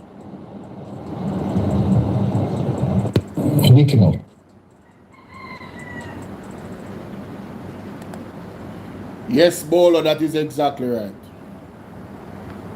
This is where we're at, ladies and gentlemen. But, you know, what else you expect from a politician? That's why we need statesmen. Again, let me know what you guys think in the comment section. Let me see what else happening in the news, man. See what else happening in the news. That one, Def Bapu, go and big up yourself. Blessings. See what going on in the news. I'll turn on the camera. Video capture. Thank you. Alright. Let's see what else is happening in the news now. Glad I caught that. That was 2 hours ago. Alright, Gleaner. I haven't looked at the headlines in the Gleaner all morning. As a matter of fact, from yesterday.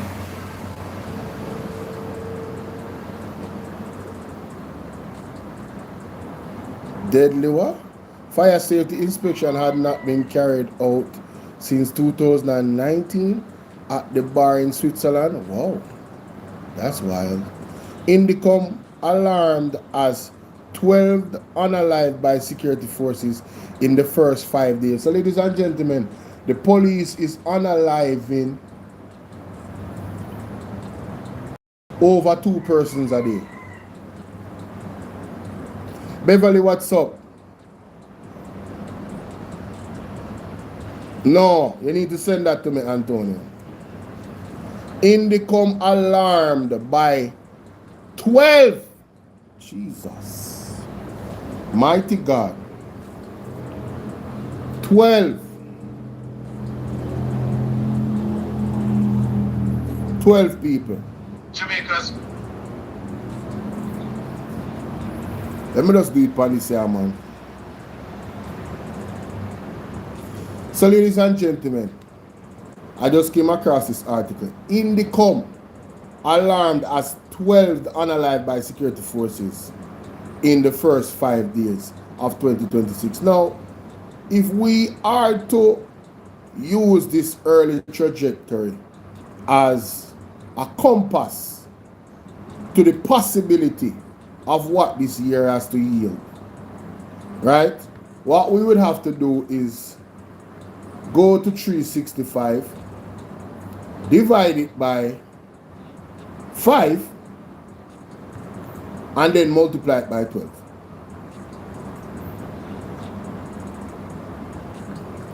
876.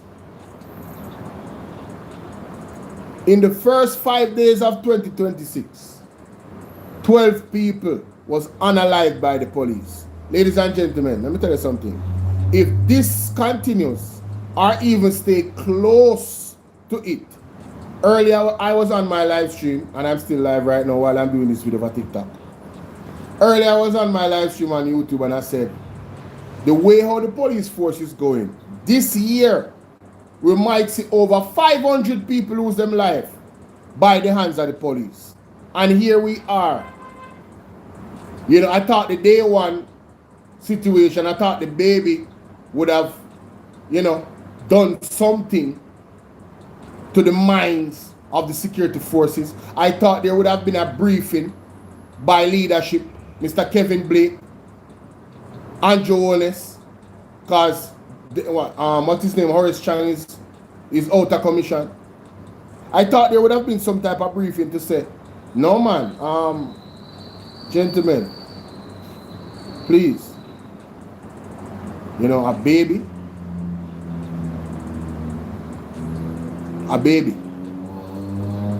I still haven't seen any press conference from the government in regards to that. So, ladies and gentlemen, we could be well over 500 people being eliminated by the police force. And they want to say criminal, you know. Was the baby a criminal? Was the baby in a shootout or a confrontation with the police?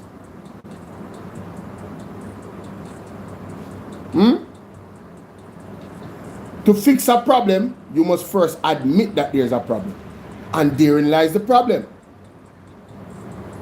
The police force and the Andrew Holness-led administration do not want to admit that there's a problem.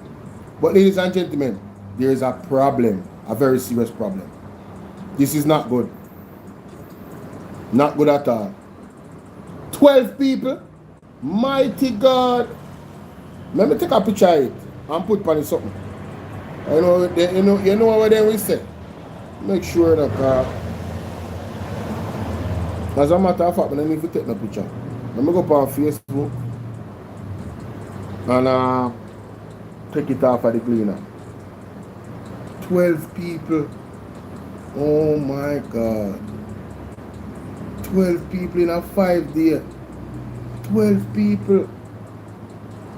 Wow. Wow. And you see, this is why when me hear Andre come and you hear him cuss out Kevin Blake and he, yo, me can't wrong your man, brother. Can't wrong the man, bro. Can't wrong the man. If somebody can look on PJ Patterson and say PJ Patterson is the most murderous prime minister. If somebody can do that, what must we say about the commissioner? What must we say about Andrew Holness-led government that have record numbers of Jamaicans losing their lives both through crime and homicide and by the police? And these so-called criminals, because all of them are criminals as far as me see, based off a report. These so-called criminals, no, these so-called criminals, not right now. These so-called criminals, ladies and gentlemen, right? They have the right to life as well. Shelter to life, it's something that they have a right to as well. So, what are we doing here?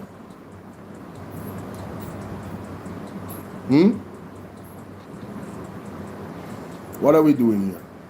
No, but Andrew Holness is the best prime minister. And this government is the best government ever. Like and share this video. Yes, ladies and gentlemen, in this season, let liking and sharing the video become something of a second nature to you. If you are truly a supporter of this platform, alright, when you like and share, see it as a donation. So you're not physically taking money out of your pocket to send to Bolo, but liking and sharing, see it as a donation. It is a value, great value. See it as you donating to the platform. Yes? Please. Thank you. All right, let's continue. So I have a little bit more time leave. Jamaica, Germany, Taylor appointed to TIC. Oh, I remember Andre was talking about this gentleman right here moving to, you know, Turks and Caicos. It's funny how Turks and Caicos and Jamaica have that relationship. Didn't one of the commissioner of police, is it there that they went and got an appointment? Interesting. Yes, PMP calls rules of law after US capture. That is amazing. I need to do a TikTok video on that as well. Wholeness, 75 million for churches is for cleanup, not reconstruction. 75 million for churches are for cleanup. Hold on. Hold up, wait, what?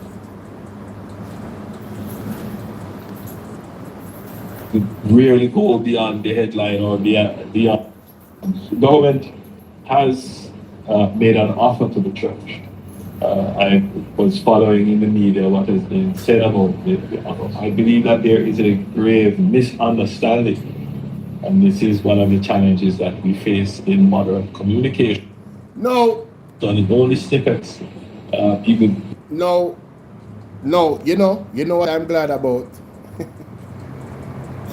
No, man, I'm going to do a video on this too. Ball out, Jamaica ball out. Me can't just imagine that Andre going to do with this later. Mighty God. Me can't imagine that Andre Stevens are going to do with this later. No. This serious. This serious. Did I just hear what I just heard, ladies and gentlemen? Let me draw back from my microphone. No. This serious. Over here, so. Over here, so. Over here, so. Please do they come over here, so. Thank you very much, over here, so. Make me turn this down. Over here, so. Over here, so. Yes. Oh, wow. Alright, there we go. If you get back a little rubber, something like tight enough for. Alright. Let me see. My check 1 2 1 2. My check 1 2 1 2. No. So I have to put make it like that. Yo. Ah, there we go. Alright, let me take off back that picture here because I tell you. Ball out, Jamaica, ball out. That one thing that me and Andrew want to say a while ago. No. I have to come do one. No, this serious. This serious. Ladies and gentlemen, good day, wherever you are in the world. And let me know where you are in the world. Drop a comment in the comment section. Hit the like button, share, subscribe. Follow me on Instagram. Follow all of my pages that you see over here. Yeah, that way there. Yeah, to my right. Yeah, man. Follow all of those pages right here, ladies and gentlemen. Alright? Now, in recent times, $75 million allocation to the churches as an offer that the government had made under the Andrew Owens-led administration. One of his very own, that boasts about how many votes he alone got. Probably one of the oldest in the business, longest standing in the business, most experienced in Parliament. Knows almost, if not all, the standing orders. But is not Speaker of the House. Everal Warmington came out and lambasted the churches. Alright? Ask the government for clarity. All of these things. I'm sure you have seen it. If you haven't already, you guys need to check it out. You understand? Desmond McKenzie. I mean, not Desmond McKenzie. Everal Warmington came out swinging. Ladies and gentlemen, I kid you not. Swinging. And guess what I'm going to do? I'm going to find the video for you. Hold on. So I'm going to find the video. The good thing about OBS now is that I can pause while I'm recording. So I have to find the Everal Warmington video. Yeah, man. Everal Warmington TVJ.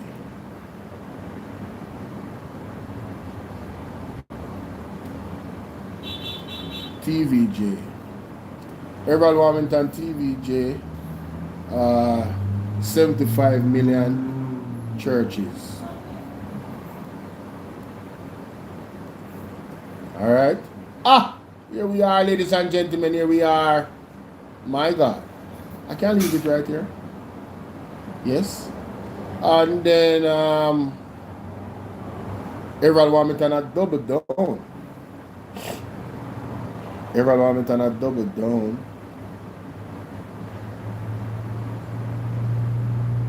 He had doubled down. That article should be out as well.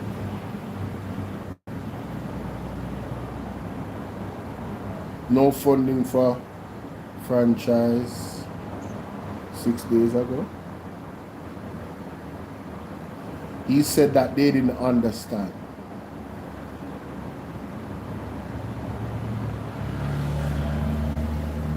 Yeah, Everald Warmington said the church them don't understand. We need to find that one there. Copy. But the other feature there. Ooh, wow. So they added that feature to ODS. It's very, very how would I put it? It's very, very smart of them, you know, and thoughtful of them to do that for us content creators.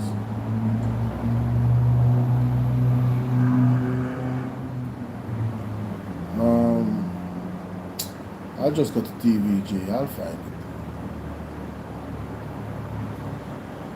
Yeah, because not only whoa.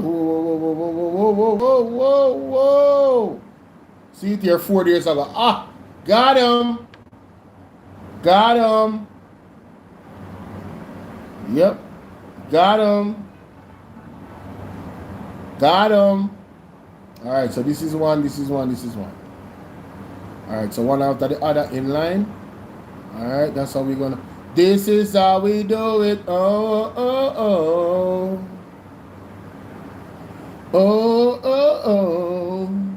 This is how we do it. Oh. This is how we do it. Which day today? Most of the pastors get paid. and say Bolo. No, it's serious. Watch how I go on now. Alright, ready again. Alright, ladies and gentlemen, so I'm back with the evidence. Let's examine these clips to give you further understanding of what truly occurred and why we are at the place we are at right now in terms of what this is all about, right? So this was the first statement by Mr. Warmington. Check this out. His own administration's decision to allocate $75 million to the Social Development Commission to assist churches and faith-based organizations impacted by Hurricane Melissa. The announcement, intended to signal inclusivity in the national recovery effort, is now the source of controversy. Details in this report. There's no logic in this. Let us look for the people who are suffering out there. That's what the government ought to be doing, instead of propping up churches with cash when they're already flooded with cash. Member of Parliament for St. Catherine Southwestern Everald Warmington rejecting the government's decision to allocate $75 million to support churches and faith-based institutions in rebuilding efforts following Hurricane Melissa. The announcement, which was made by Prime Minister Dr. Andrew Holness last week, has left Mr. Warmington with a number of questions. Among them, how was the decision made and what will the funds be used for? The last report is that the churches have billions of dollars in their account. So I believe at this time the church ought to step up to the plate and assist the membership that were affected. Those members were affected. This is the time when they should be assisting their members from this vast amount of cash they have, because the members have been giving. So it's time for them to give back. However, Dr. Holness emphasized the vital role of churches in society, noting their collaboration with the government and other agencies in the hurricane relief effort. He added that some congregations are having their services under tents, and so special provisions were made. Mr. Warmington stressed he's not against the church, but insists the funds could be better used to support families still displaced. Now, that part that the TVJ just said, I don't want you to forget what they said, what the Prime Minister said. What they said the Prime Minister said, you know, the reason for the allocation. You know. I don't want you to forget that, you know. If I have to, I will go back to it. Timestamp 1 minute and 30 seconds. I will go back to it if I have to. Let's continue. Those who have denomination of churches close together, combine these membership into one building. Because most of these churches, anyone don't have anybody in them. Very few people are in these churches. So the best they can do is to combine the membership at one location and having all these structures all over the place. It's not the duty of government to rebuild the churches. There's a separation of church and state. So I don't see why the government will be stepping up to rebuilding these churches. It's not our duty. I'm not against the church. I'm a part of the church. But funds should not be going to, taxpayers' funds should not be going to religious institution, organization in this fashion. So, ladies and gentlemen, after multiple members of the clergy came out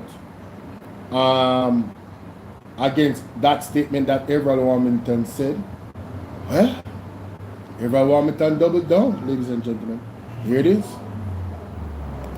Meanwhile, when we visited the shelter on December 31, the fifth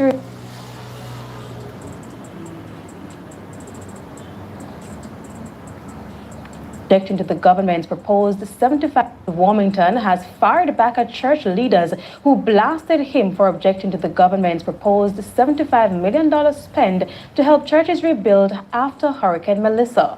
Members of the clergy have indicated Mr. Warmington has no authority to object to the financial assistance or speak on behalf of churches. Again, ladies and gentlemen, I want you to listen to what the news reporter is saying. What was the $75 million for? The news reporter is saying that, you know, twice that has happened in 2 reports. You know. Let us hear what she said again. For context, and I'm not coming at her, it's just the understanding that was out there in regards to this $75 million is what that is the point I'm attacking. Check it. Listen to this. Government MP Everett Warmington has fired back at church leaders who blasted him for objecting to the government's proposed $75 million spend to help churches rebuild after Hurricane Melissa. Members of the clergy have indicated. So it's government proposed to help churches rebuild after Hurricane Melissa. Oh, it's government proposed. Okay. Mr. Warmington has no authority to object to the financial assistance or speak on behalf of churches. However, in doubling down on his position, Mr. Warmington said the church misunderstood his statement. I spoke on behalf of the constituency and never attempt to speak on behalf of the church. But it is clear this is why the church is in decline. Because I can't be blamed or at fault when you have these self-appointed leaders of churches who are incapable of comprehending a simple statement made by me. Mr. Warmington also responded to suggestions that the $75 million could be taken from the National Housing Trust, NHT. For the MP, NHT funds should only go towards supporting contributors. National Church Trust or Church Fund. There are contributors to the Housing Trust who are not able to get loans because the Housing Trust said they don't have enough points to get these loans. So how do they find points to give loans to churches? Churches have billions of dollars in their accounts, in the banks. So the church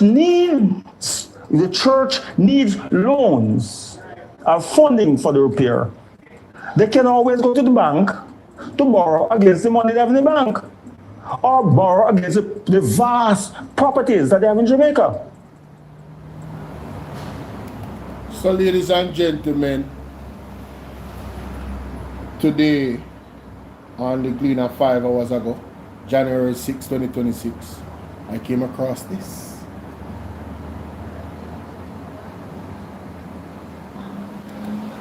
I was following in the media what has been said about it. The government has made an offer to the church. I was following in the media what has been said about the offer. I believe that there is a grave misunderstanding, and this is one of the challenges that we face in modern communications, because communication is done in only snippets. People rarely go beyond the headline or beyond the first few words that caught their attention to look at the details of the communication. And what we have said is that we're doing a national cleanup exercise right across the island, but particularly in the 5 affected parishes that have been severely damaged. And we have said that we have reserved $75 million out of the total cleanup fund projected to be used for churches who would like to undertake a cleanup of their property or premises. This is not for rebuilding, but there are many churches that are still in that position where they have been able to remove debris from their facilities that have been destroyed. Roofs collapse, walls collapse, and it will take some support to get them to be able to move debris, clean up, so that they can actually get reconstruction going. So we have made this available upon an assessment by the SEC, and if churches choose to take it up, they can get in touch with their local SEC office. They will come there, do the assessment, and they will say, well, we think a certain amount of funds will be necessary to help you to clean up and get your operations going again. The state couldn't take on the cost of reconstructing churches. So there obviously was some great misunderstanding that what we have offered is a part of the national cleanup exercise. In disasters past, provisions were made for churches to borrow through the NHE. So a fund was made available, and the churches were able to borrow at reasonable rates and at reasonable terms. And so that is being developed now as we speak. And the government has had discussions with the various umbrella groups as to how this could be done. So I just wanted to use this opportunity to clarify that what we have offered so far in terms of a grant is to help the churches who need it to clean up their facilities. The government has... Ladies and gentlemen, I just want to say this. If we are to take what the Prime Minister is saying, Everal Warmington does not understand.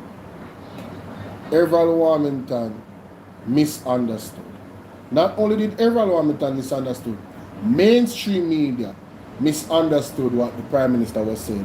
I want to ask this question. Could it be that the Prime Minister is not communicating effectively enough and clear enough and pellucid enough when he's communicating? Could it be that that is the source of the problem? We just looked at Desmond Mackenzie's situation in Petersfield, and we're seeing a similar problem, ladies and gentlemen. Could it be that the people that they say are spreading misinformation and disinformation, they are actually the root cause of misinformation and disinformation? I want to go back to the ID and the TRN for aid. I have the clip when Andrew Owners talk about the ID and the TRN, you know, and you won't be able to get the aid, you know. If you the words he used was hurricane relief or hurricane relief, something to that effect, or some type of relief packages. He never said in the speech specifically for housing repair. So could it be, ladies and gentlemen, and that caused even the Mr. Isaac Buchanan was on his platform and also on Andre Stevens' platform on record saying that he was given a mandate by government, by the ministry, of labor to make sure that people present them TRN and them ID. So are we coming to a point where it is possible that the Prime Minister problem, it is possible that he is the one that is not communicating effectively and clearly enough to the media, through the media? Is it possible, ladies and gentlemen? Is it possible? No, what I'm going to do now, for good measure, is to go back and find this particular article when it just came out, to see what was said in the article and what he said specifically in regards to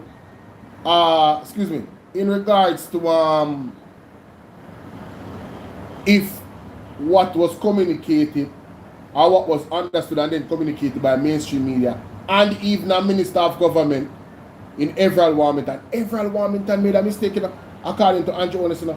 TVJ made a mistake, according to Andrew Onesina. Mainstream media made a mistake, You heard them.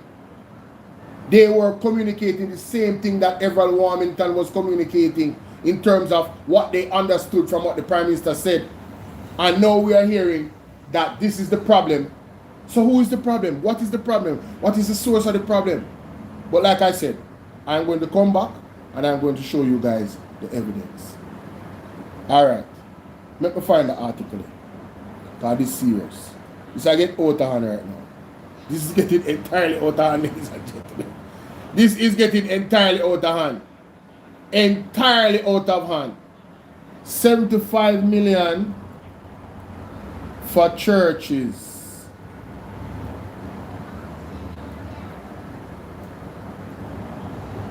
In Jamaica after Hurricane Melissa. All right. Let me see. So this is the JIS website. All right. I got the JIS website. So, hold on. PM. This is a 4 hour ago. That's all right. Cool. That's not what I look for. I look for the original. The first article that came out, what was said. That is what I want. And there's no better place to go than the Jamaica Information Service. But why is the article not opening up? They are subtly pissing me off, I don't like this.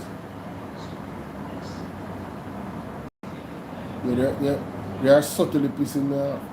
Oh, here we go. The government has announced 75 million to the social development faith-based institution. They announced to support churches in rebuild. Oh! Yo!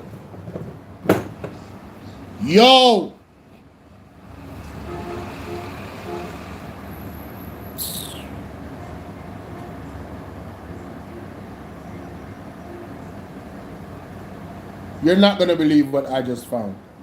Take a look at this. Maybe you're gonna believe. So this is the JIS website, ladies and gentlemen. Government allocates 75 million to support religious organization in post-Hurricane Melissa recovery. Donique Weston, December 24th, 2025. Alright? The government has announced a 75 million allocation to Social Development Commission SDC to support churches and faith-based institutions in rebuilding efforts following Hurricane Melissa.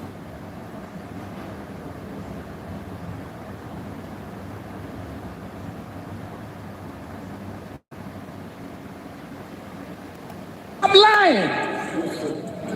Stop lying! Stop lying! Stop! What can go so? Help, you hear the deliverance. intervention. We're tired of the labor rights. We're tired of the green people. We are so far. We can't take it no more. We need this. We need this. We need it. Help. Help. Jesus Christ of Nazareth.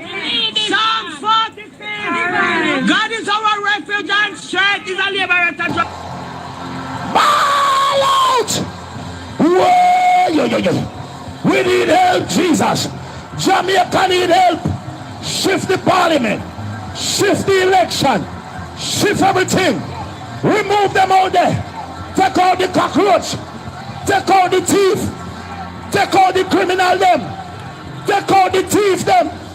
Take out the murderer them. Take out the gang leader them. Out of parliament. Take them out from Portland. Take them out. I hear Portland. Me I go to Portland. Why me I travel to Portland? Take out somebody, man or woman. As a matter of fact, it's too big. You can't see it. You can't see it now because I'm supposed to be on the right side and yeah. The government has announced a 75 million allocation to the Social Development Commission, SDC, to support churches and faith-based institutions in rebuilding efforts following Hurricane Melissa. The announcement follows last month's establishment of a religious faith-based task force comprising members of the Jamaica Umbrella Group, JUGC, to identify the needs of religious organizations.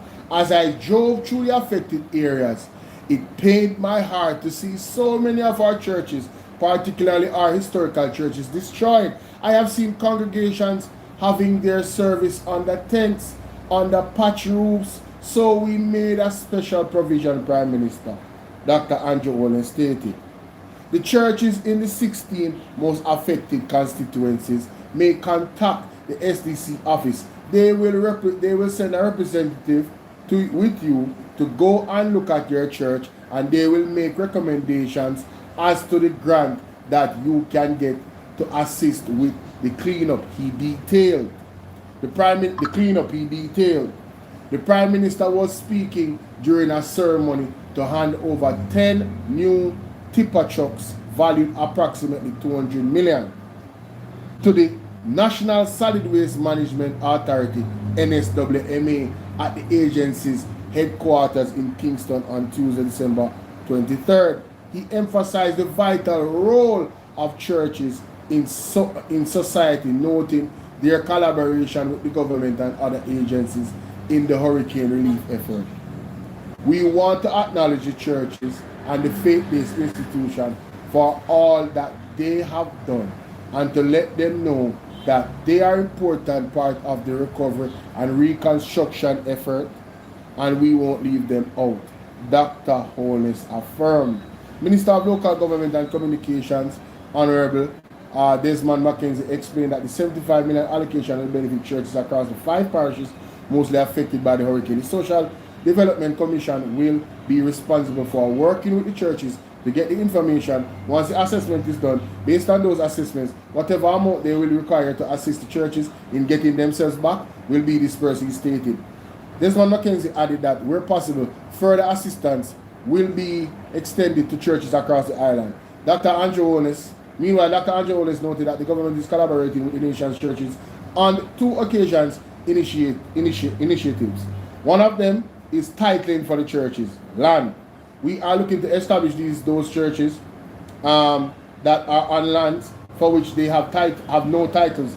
And then we have a loan program which we will be working through with the NHT. These are some churches that may be able to afford a loan to rebuild the facility.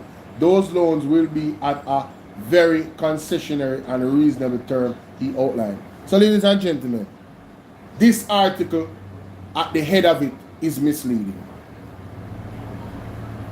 So, I can see why Mr. Everett Warmington and everybody else, even the media, even the mainstream media, would have been duped, because in the middle of the article is where, and at the end is where they're talking about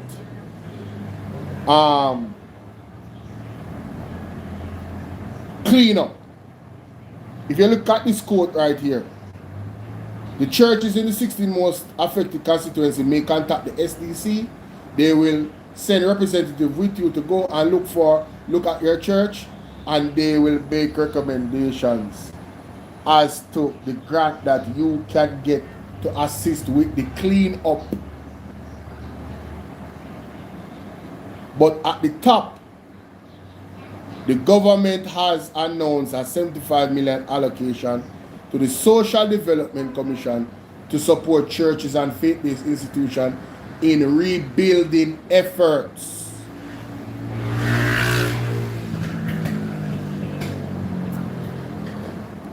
Therein lies the confusion, ladies and gentlemen. Therein lies the confusion. Rebuilding efforts. Where they want to say, but then again, for Everall Warmington, I want to hear from Everall Warmington, because Everall Warmington was saying that the churches don't understand and they don't comprehend. But Everall Warmington, like many of us, looked at rebuilding efforts as you have to help them to rebuild. Can it be deemed that rebuilding efforts and cleanup efforts, or cleanup efforts is a part of rebuilding efforts? Because that is the essence of this confusion that Andrew is talking about now. And it leads me back to my point. Is the government communicating clearly enough? Or does everybody else a misunderstand when them communicate?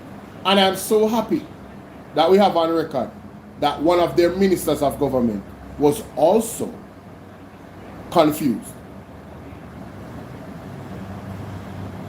I am so happy.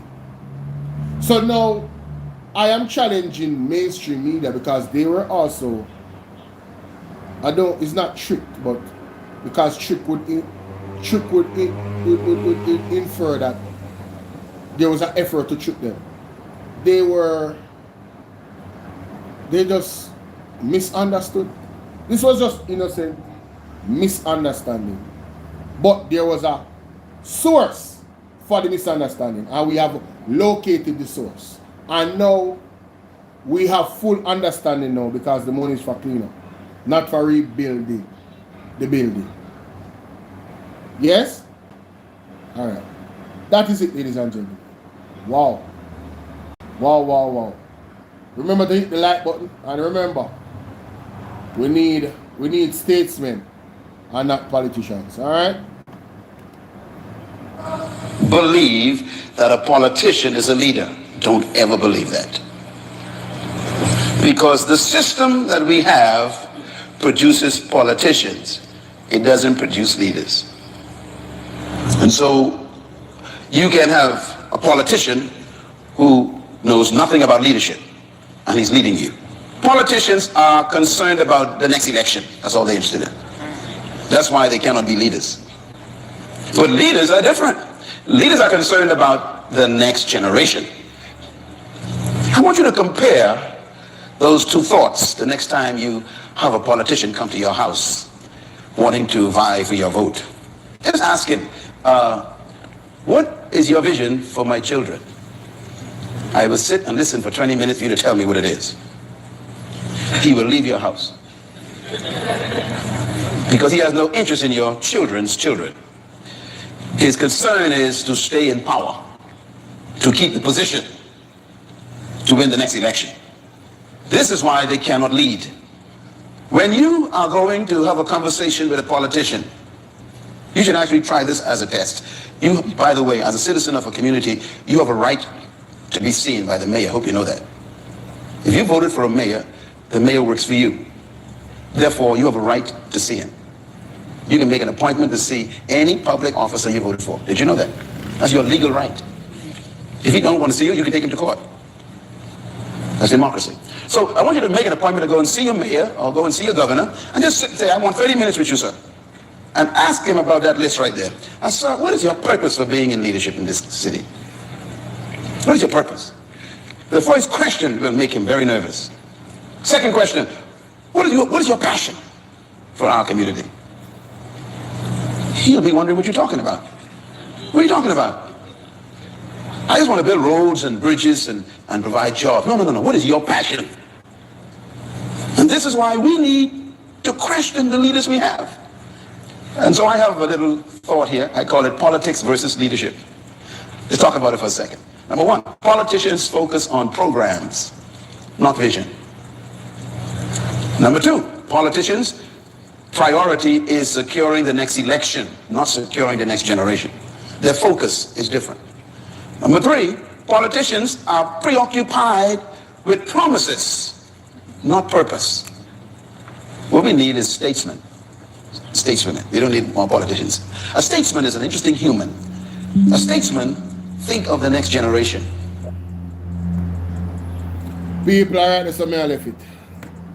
That's it for me for today. I've almost done 3 hours. I think I semi made up for yesterday. I still have to probably go live later on tonight, at some point.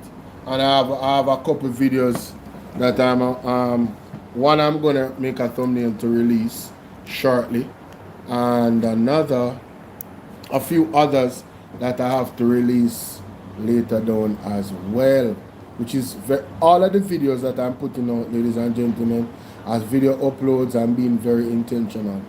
So I want to encourage you guys, do not, one, miss those videos, and two, make sure that you share and like. All right, my people, the word is love. And yeah, man, big up to the best PM, you know, and Jonas. Mighty God. Later, yeah. Last some good to see you, my baby. Blessings to everybody. Matthew, big up yourself. Me see you. Janet, big up yourself. Who is this? Anna, big up yourself.